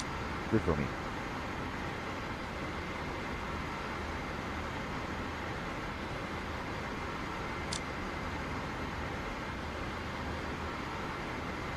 So what do I want to do? Well, I think I'm going to put both of them on Elsta, because I'm thinking that I want to put VR1 on the ILS eventually, and do the RDME from VR2 position.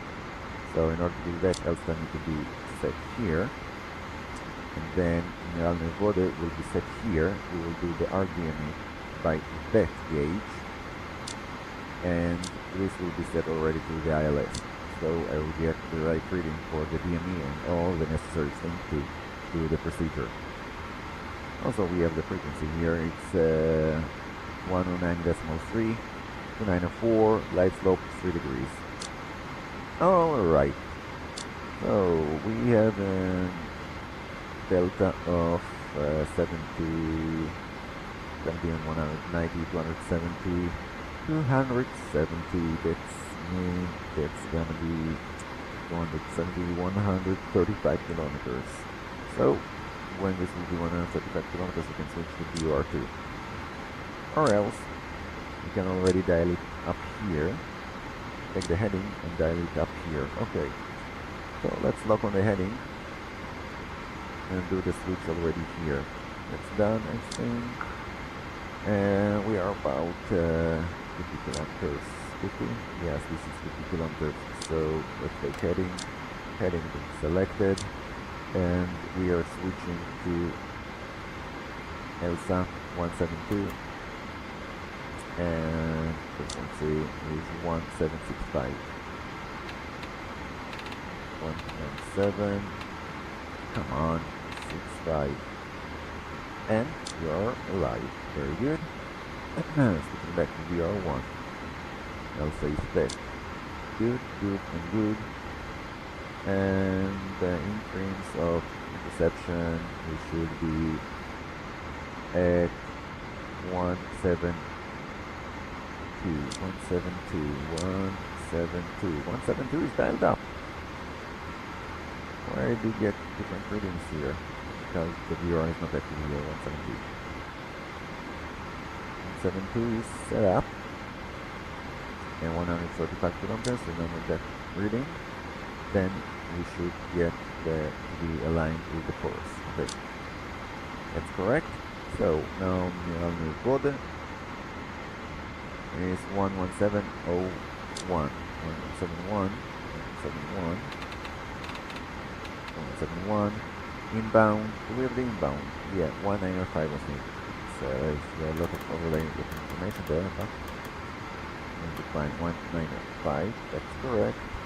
Just confirming 195 and 117.1. Correct, and correct.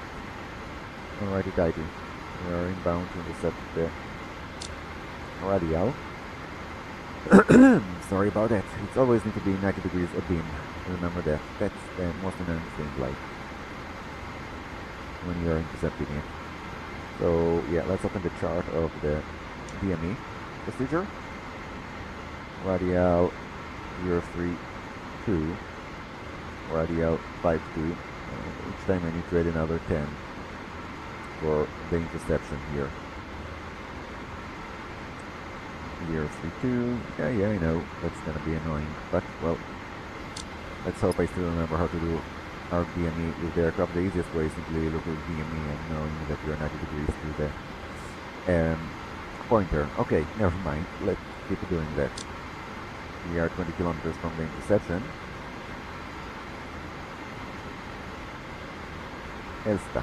Okay, that's the name of the waypoint. That's fine. And oh, I have only one viewer here, guys. Simply don't leave me here.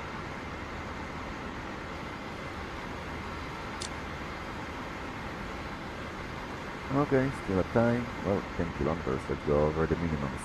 The minimum is 200 feet for ILS.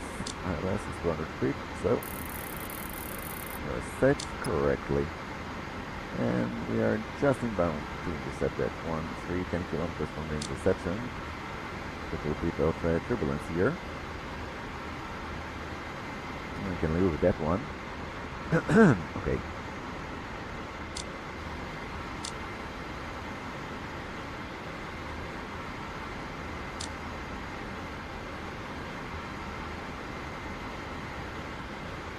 Well, 5 kilometers. 7 kilometers, but we are getting there now.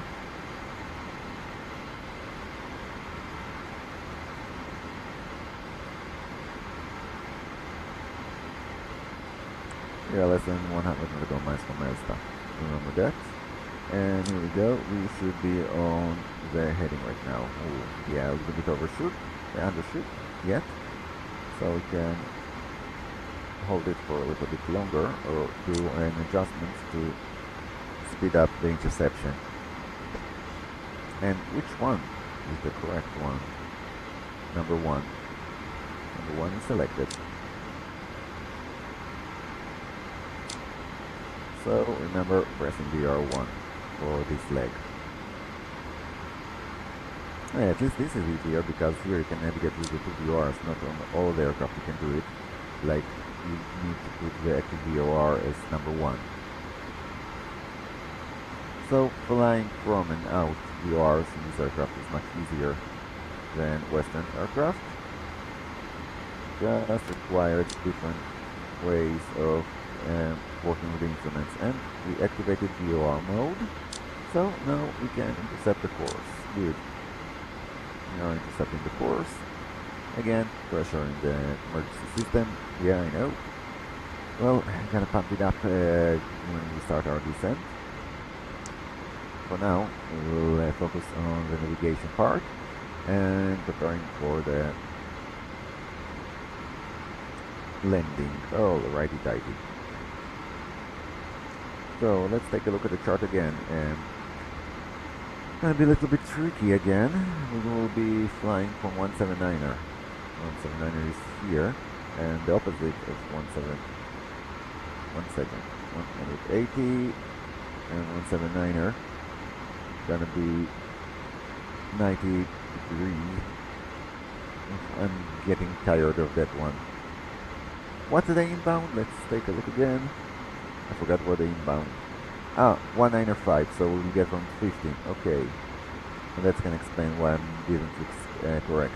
So we will be at 15, and then we start intercepting each 10 of the radials. It's also gonna be very rapid, I would say procedure, because we're doing a short DME. As the radius is getting smaller and smaller, you have to switch the radials pretty quickly. And yeah, I know that's going to be very, very challenging. You know what? Let's start the descent a little bit earlier, because I do think that we will be struggling with the procedure here. And why I just said that I need to get back to the cockpit and do something.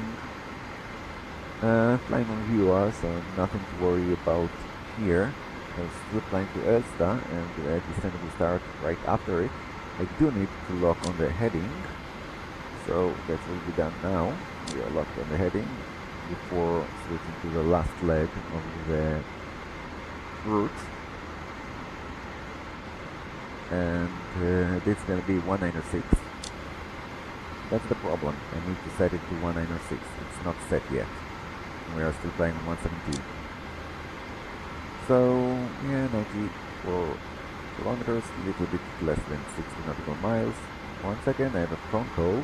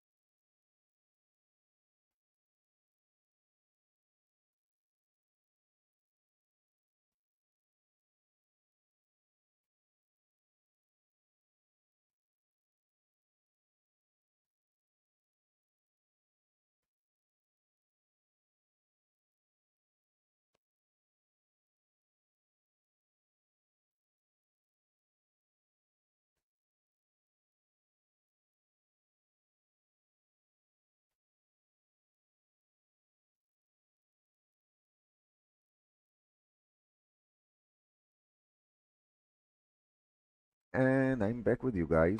Sorry for that disturbance. Okay, so it was a little bit of a pause for me. I hope I'm back and you can hear me now. So 63 kilometers from Elsta, and everything is still covered here in snow.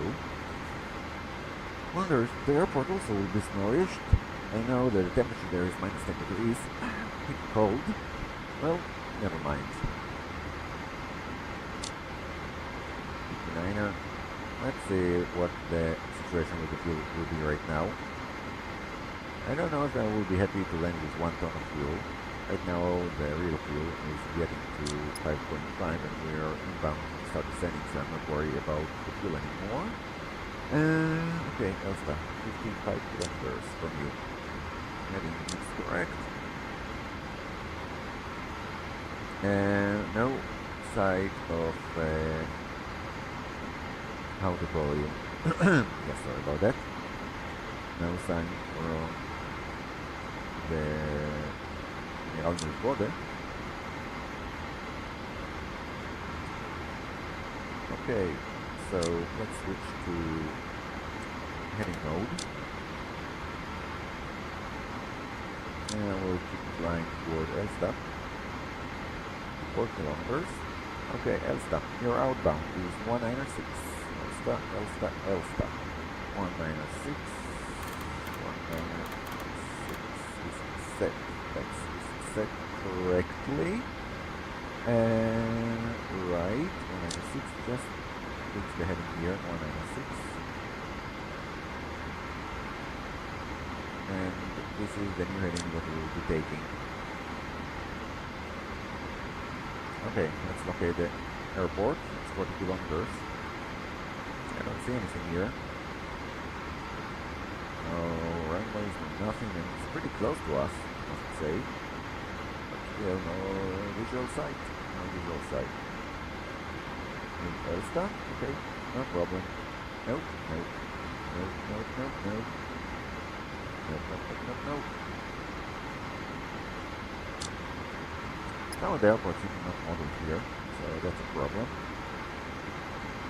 Okay, so also gonna dial onto VR2 frequency to hear that we can leave Elsta and do the final leg. 195 is the inbound, right, and it's gonna be a very short leg. Everything needs to be done correctly during this leg, also our descent and everything. So yeah, that's fine. Can do 30 kilometers, still flying straight ahead towards the UR. Can't see anything here. Where's the airport, guys? Where's the airport? Maybe this one, it's like a lake. And it's a lake, it's a water body. I told you most of the airports not modeled here. What is that? No. Oh, here it is. Here's Elsta. Gotcha.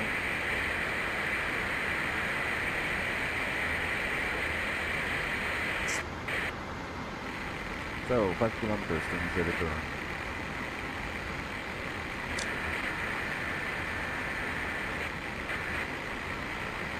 And when we will be 200 kilometers from the waypoint, we'll start our descent. Keep an eye on the instruments, guys. This is the most important thing on this aircraft. Monitor all the systems and navigation. Okay, 153, initiate turn. Turn has been initiated. And we are on our second leg.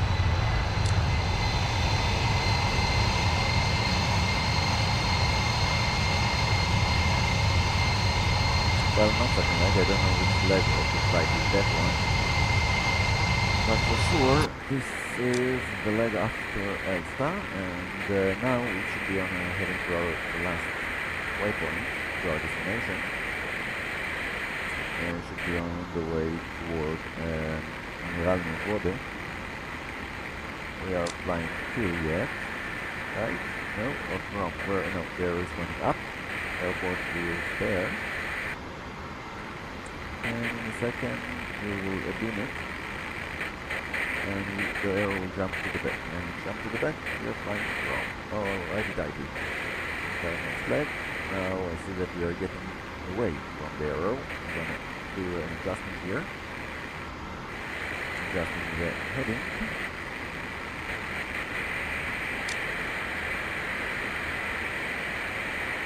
Good. And we're inbound to set the heading very quickly.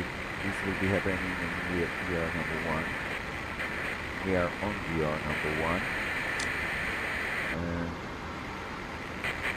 you should already be seeing the VR2 in our DME instrument. Getting closer, closer, closer, closer.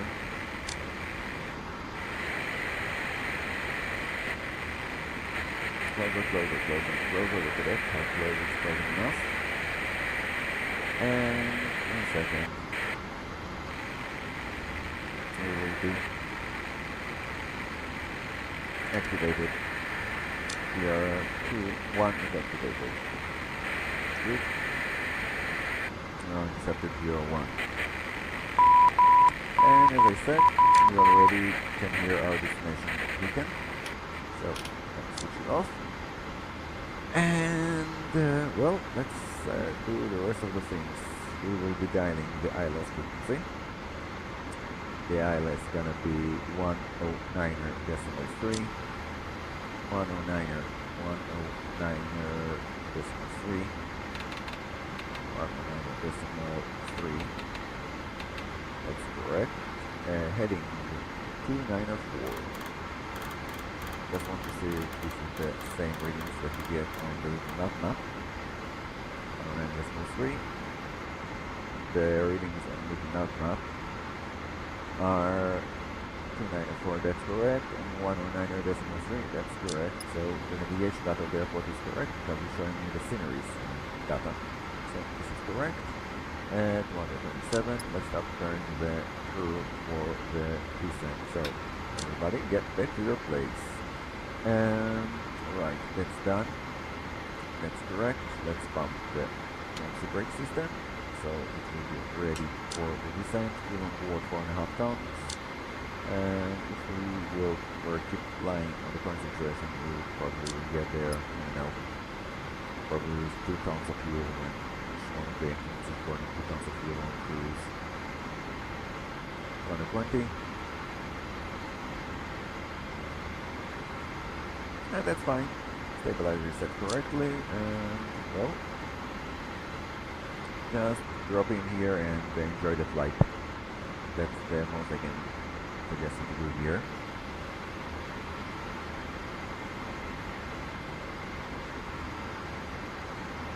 Let's perform a nice RPME on an old Russian jet. Then be 28 kilometers DME, I should start at the turn with the DME at the current speed of below 50 kilometers before to finish.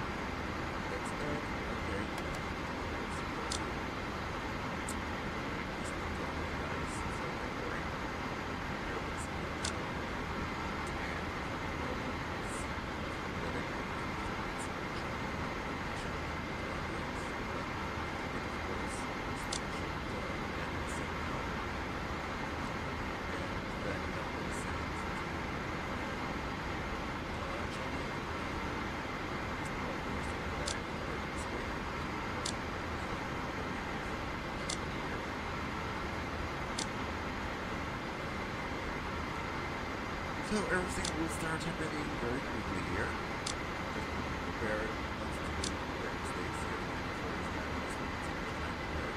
So first we have got is to switch to your progression system. Fixing it.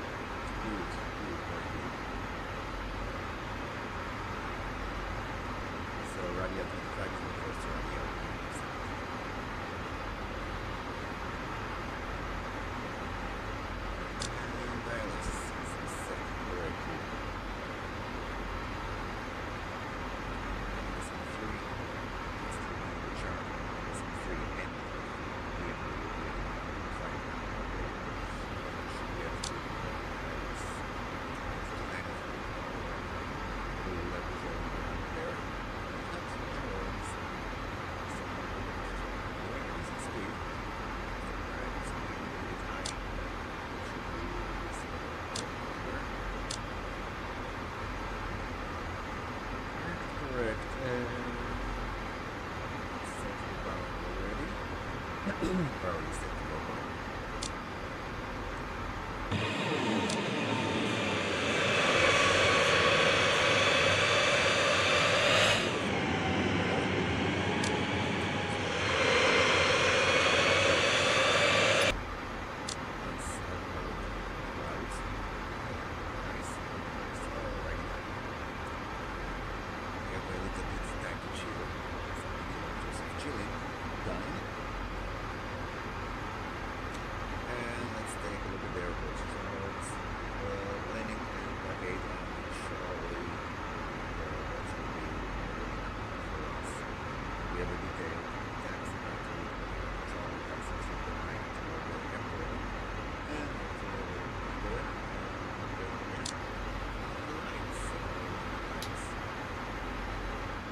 Вара большой.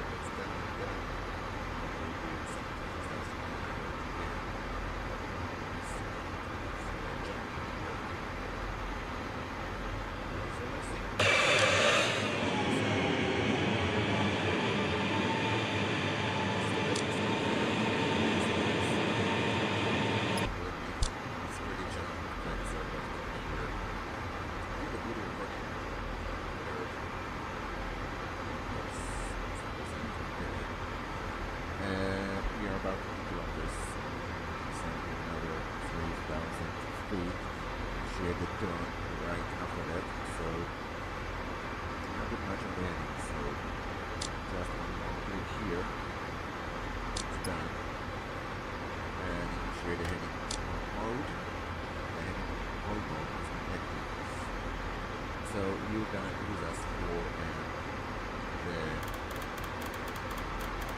the RDME now we set RDME 25. Right, 25 is set. So I'm gonna set it here to 25. Alright, you got it. 25. Where's 25? Come on. Please. 25. And we will take the right turn exactly there, 5,000 feet. Okay, let's start having another aircraft. Let's do another turn setup. It's supposed to be, we don't have time for shortcuts here. 4,000 feet. Okay, let's level to 400 feet. Vertical. Let's set it rapidly. And we will go click here. And we will speed more to 400. Come on, we speed 400. Speed 400. Go. More. Oh, it's not pressing. Okay, vertical is still out of range. Okay, now it's in range. We got it. In about 8 minutes. Oh, now it's going 400 kilometers. Okay, and 1 hour to go. So, whoa. Well, we'll be fine here. Rest of the leg. So, 1,100 is our height with the RPM. And hold. Okay. Everything is being held. Numbers. Ooh, look at that. Nice. The snow has been melting here. Everything is moist. Got it. Whew, that wasn't a hard one. Okay. So we are about 30 kilometers from the Vody mark. That's nearly 50 nautical miles. Well, maybe I did the descent rapidly, but better be safe than sorry.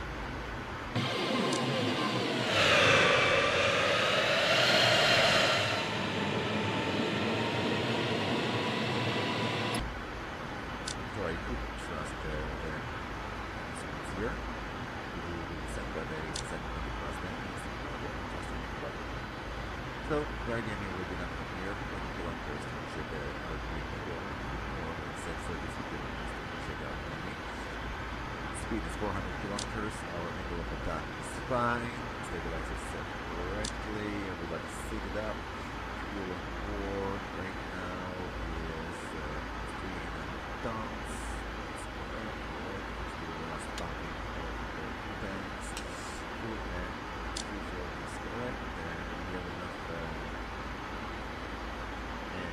fuel on this side of the board to pass our flight.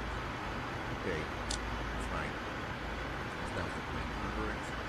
Okay, first radio to set is 25, 45, 45, with a meaning of 28 kilometers from the runway. ILS frequency has been dialed up, no beginning reading from the runway yet. Well, strange, should already get the signal. But I will wait.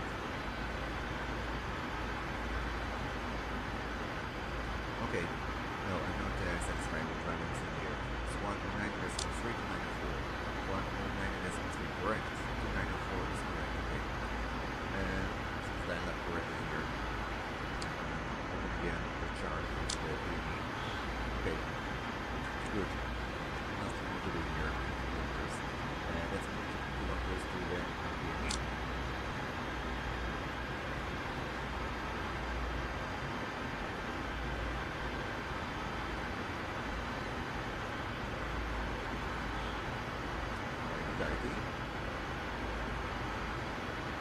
Speed 400 kilometers.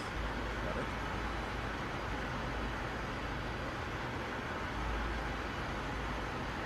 That's very nice. Look at that.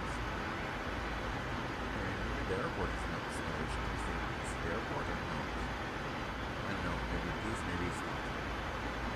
In front of us, I think. We're lying straight to the airport. We are at course mode. The airport is straight ahead. We can do it here. 5, we are very close to start the procedure right now. Speed 140. And yeah, why not start using the speed? Yeah, speed. How much of the speed? Clean speed.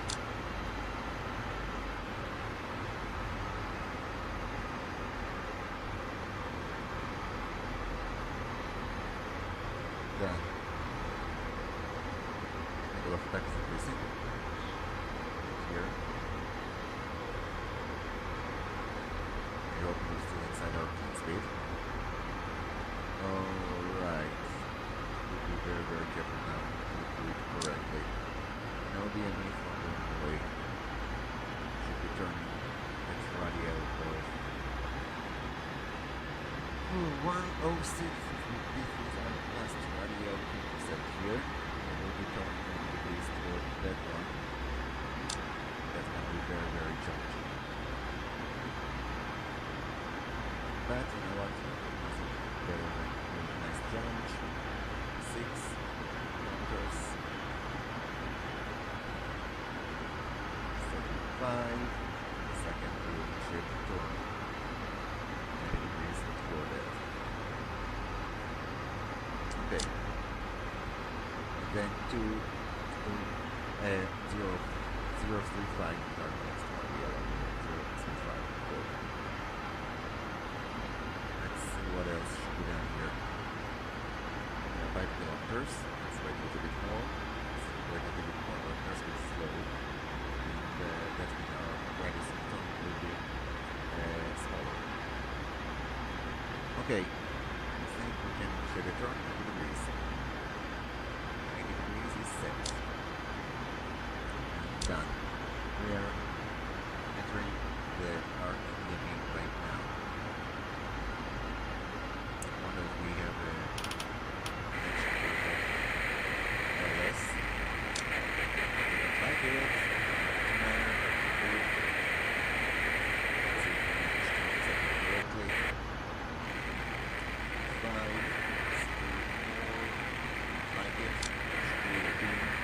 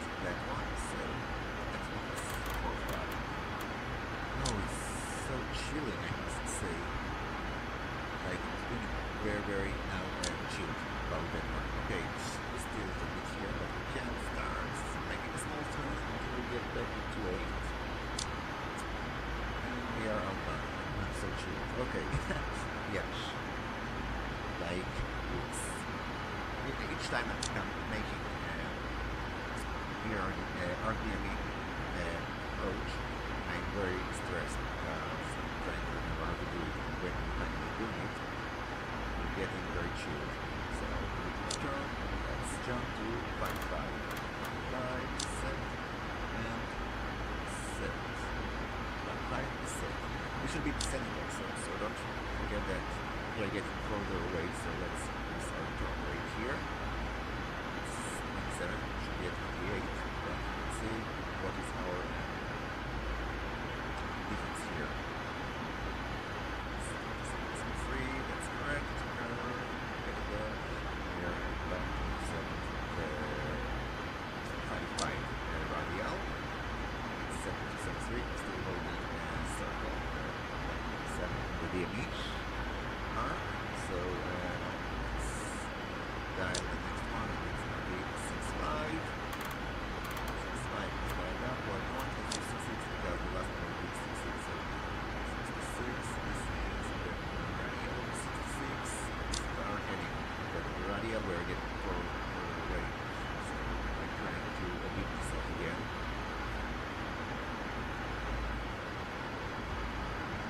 76.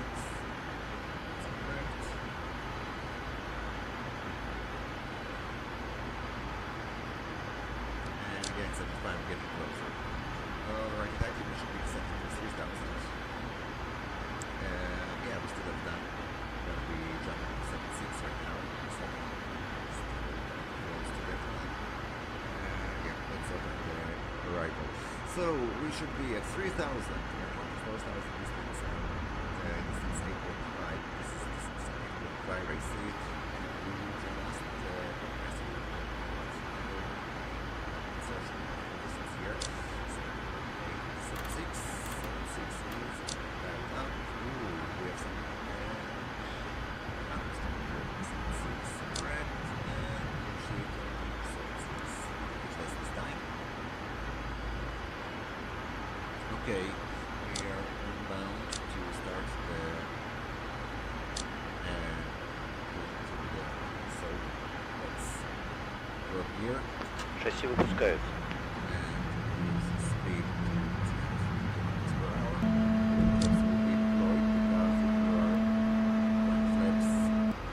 Шасси выпущено, 3 зеленые горят. Закрылки 15.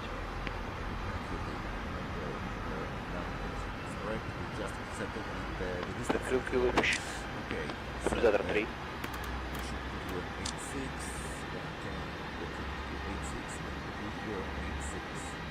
Guys, 2 more rows toward the final section. 6. And we are getting very, very far away now. It's already 28. We now almost to the radio. We'll get more down here, so we will stay on the same radio. Not anymore. Ooh, that's very still light. Yeah, now we will be closing again to the radio. Good. And we are past it. Going to 96 set. And from there we will be tapping the ILS. Okay,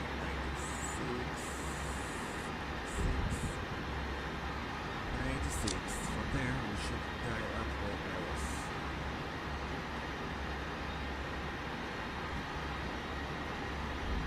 Good. Okay, set up correctly here. EME is correct. We should start seeing the airport here soon. Focus pattern. Fuel lesson. Okay. Payload and fuel. I don't know how to turn you off, but let's put on the center at least 95%. I don't know how much it's gonna put here, but well, just don't focus here right away. Okay, last waypoint. 6, this is our last one. 6, this is here, it's down there. Good. And here we are. It's a little bit shorter than the arc right now. And yeah, this is going to be our last one. So, navigation is off and landing is on. Good. And in a second we will be being here and flying to 294. Okay, let's take the turn to 94. Let's dial this one to 94. Switch it to smoke. Smoke is like 294. Okay, 4, 294, 294, 294. Okay, 294. This one is here. 294 is here. Coming a little bit more to track. Come on, get into the get into that one, and in a second we will be activating the approach mode. And yeah, we can start sending to 2,000 feet. Okay, we are inbound to Saturn 4. I think it's closing on us. No, it's not closing on us yet. No, it's closing. It's closing rapidly, approaching quickly. Light stop is active. Light stop on and approach on. Well, on here I will take manual thrust. Manual thrust set. Good. Good. Okay. Managed to lock the runway. Light stop is captured. Gear down, left 15. Turn idle. Distance 21 kilometers. Good. Now let's stabilize the aircraft and proceed with the rest of the landing procedures here. Okay, good. Flaps 28. Закрылки выпускаются синхронно. Закрылки 28. Стабилизатор 3.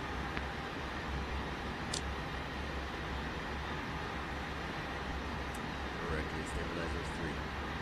Speed is high. Okay, let's get back to the seat. It's correct. Angle of attack is very small.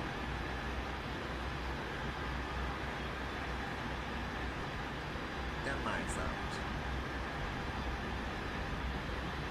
Speed. No, well, medium speed. Just before we deploy the last wave of these laps. Laps is extended. Закрылки выпускаются синхронно, стабилизатор перекладывается на кабрирование. That's all we want. Use the lights. Закрылки выпущены 45. Good. We're Стабилизатор 5,5. We're set up for landing. In a second. Okay, speed 280. Hold it. Speed.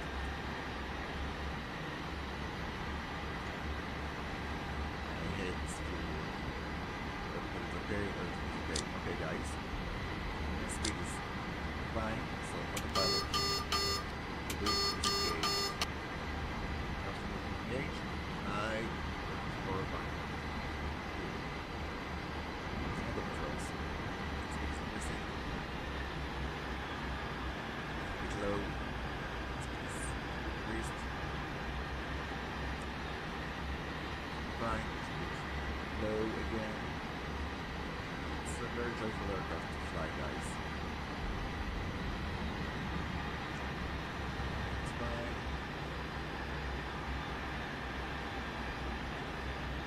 Speed is a little bit high, but no worries. We gotta do it correctly. Okay, we are a little bit low now. So compensate our speed. Vertical is free, and we are a little bit high now. Высота 300.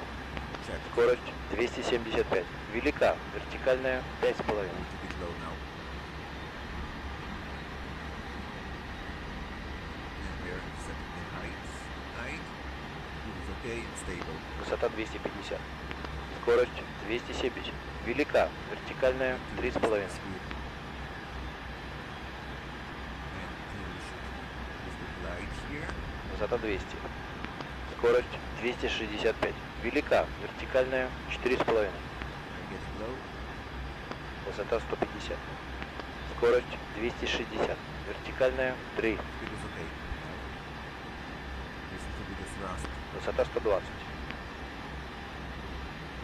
The thrust a little bit low while you're stuttering. Высота 100. Скорость 260. Вертикальная 3,5. Оценка. 80 метров. Решение. 60 метров. Полста метров. 40 метров. Скорость 260. Вертикальная 3,5. 30.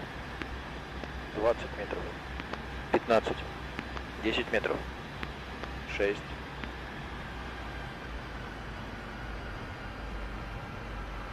3. Метр. 220. Интерцепторы выпущен. Реверс включен. 180. 160. 140. 120. Реверс выключен. Интерцепторы убраны. 100.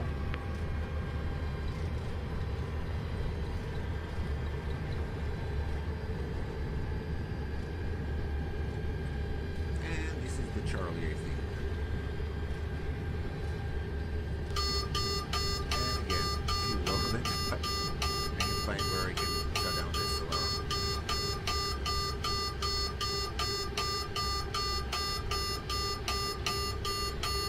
I wonder how much fuel was expected from me on this landing. And we can vacate here on Charlie. Oh, I know what I forgot. Got to turn on this one. Разворот 55 включен. Yep. So let's see a replay. Alrighty, but first, before seeing the replay, let's do fuel and payload. Let's fix it again. On center 2, let's put it 10%. Like, don't annoy me. And instant replay. Let's see the last 140 seconds of the flight. Oh, this is the tower view. Why all the tower views are so high? That's not fun. Let's put you here. Easy dock. And I'm gonna put you on the runway itself. Well, on the airport. And at least the airport is working now. That's something I was not quite sure if it's gonna work. But it's worked. Very nice, very nice. Pause. The runway is not that bad. Well, we can do some edges here. Oh, this is not the runway. This is the runway. Oh, righty-tighty.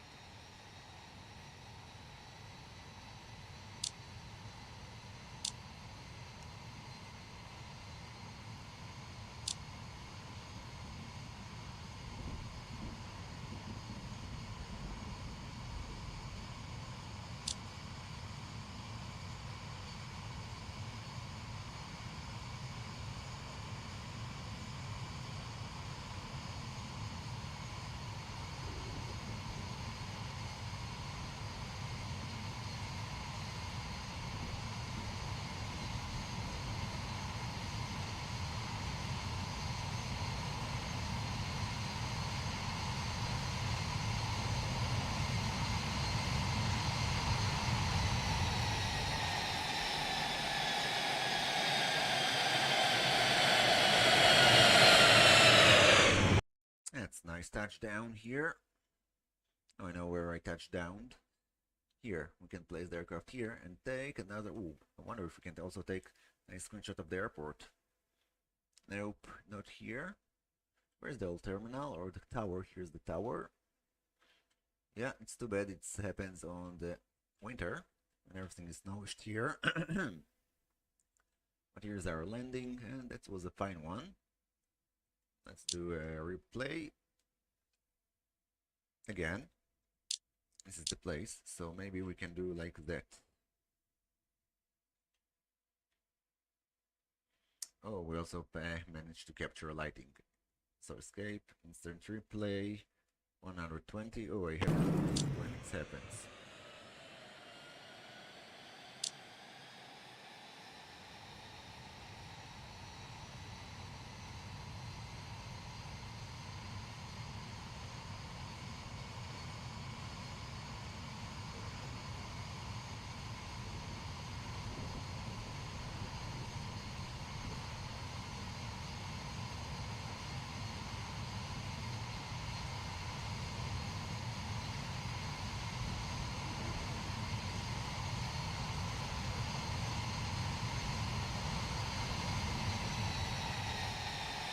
with some balloon here.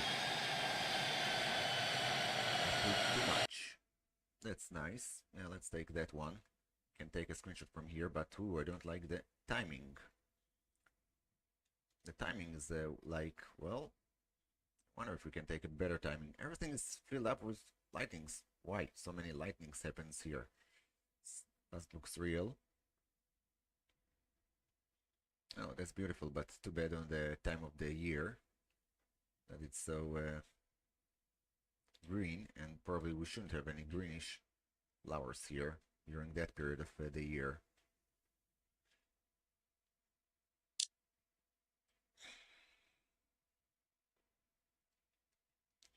Everything should be dark and dry, so I need to write down better to fly only on summer and not on the winter if I want to take a nice screenshots of this airport. Well, this we have a very nice at the last. No, we touched down here. It's our point of touchdown. The last one. So, not that bad. Not bad. It's taxi to the gate, and I don't think I will manage to take any screenshots. 20. So, Реверс выключен.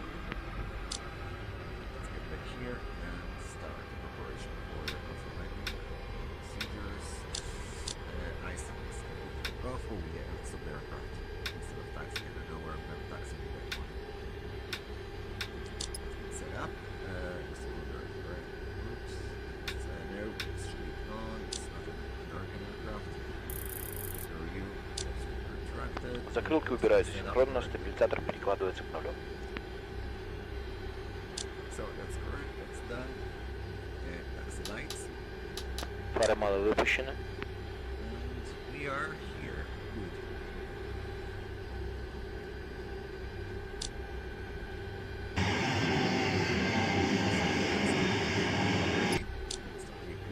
It's ready to start. Механизация убрана. Стабилизатор 0. Guys, we landed. Hope you had fun.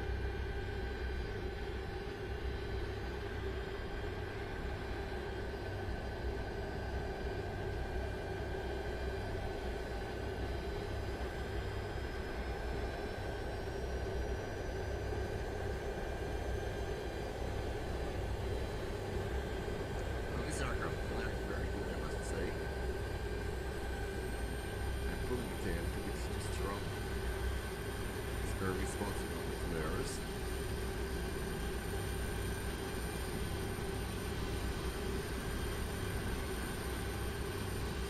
There's a lot of error with the flaring this airplane.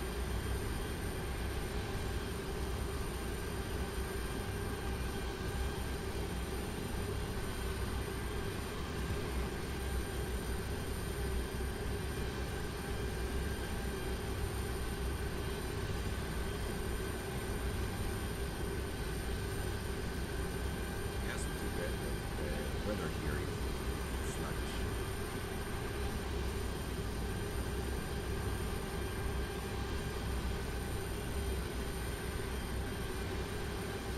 And too bad there are a few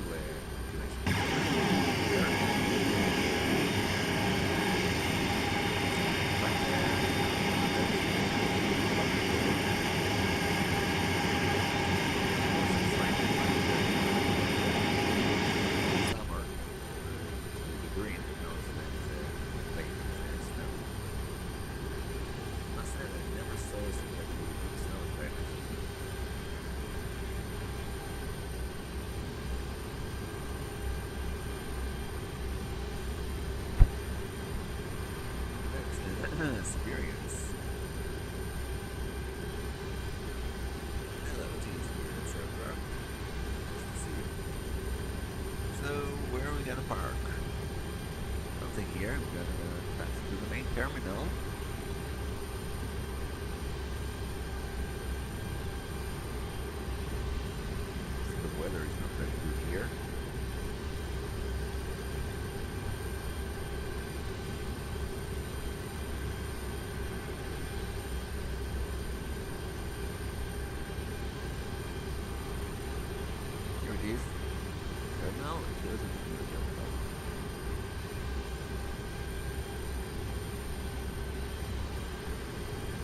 take out our passengers. Seems like a default movie, I must say, but well, like starts going down.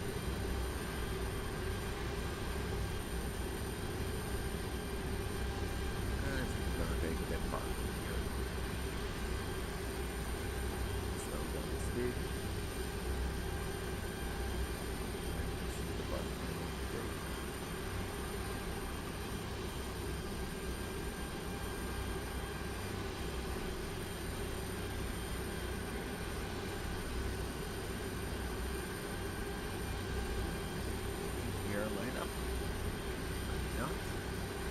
Very bad in taking part in this draft, so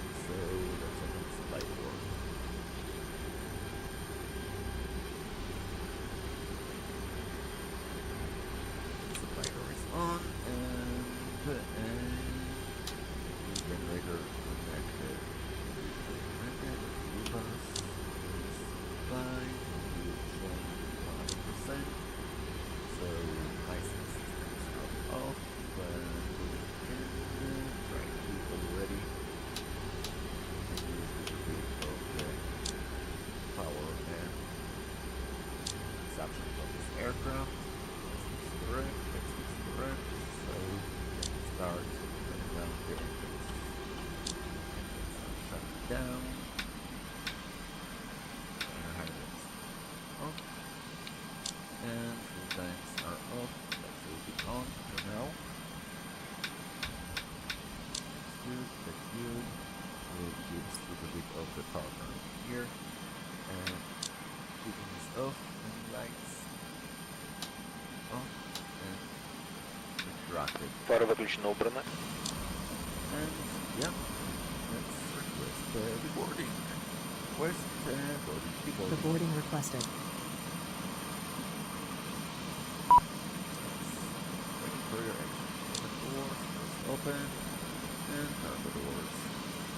Cargo door is open, cargo door number 2 is open. Where's the staircase? There are passengers, no passenger stairs. You will not see passengers visually. There is no passenger stairs. Why there's no passenger stairs? Well, I don't know what's wrong with that one, but this could be a sex profile for you. Well, so guys, welcome to Mineralnye. That was very nice flying and doing the RPME. It's too bad I didn't manage to take more screenshots, but let's take a look at the achievements that we had from this flight. By how bad was my RPME? You want to see it? We're gonna go to the flight analytics and let's drop that one here. And here we have the flight from today. And here it is. Well, first we want to edit it. Yeah, it doesn't recognize the aircraft, so I'm gonna help him to recognize the aircraft. This is 154. I'm gonna upgrade this one. Yeah, well, calculation for in-route fuel landed with 2.5. Fuel burned, well, probably at the another refills that I made for the aircraft, it will be more than 20 tons. This is the flight. Well, basically everything was okay from the departure and the rest of the flight, the interception of all the waypoints and all that without looking at the map pointer. Well, I disabled the map pointers, and also I managed to find out a navigational mistake what was made there, and they're back to course, and a little bit troubles until we managed to get back on course. And from there, arc TME, yeah, looks a perfect circle, look at that. And to the runway, very good, very good. So it's too bad I hear that I manage not to do it correctly, but well, it was very fun. And guys, I know I had a lot of fun on this flight. Thank you for watching, and see you on the next flight, or maybe the cinema reward. Then probably we'll resume this week because I'm gonna finish with my flight, and then I will have time to work on Angel. So thank you for watching, and see you next.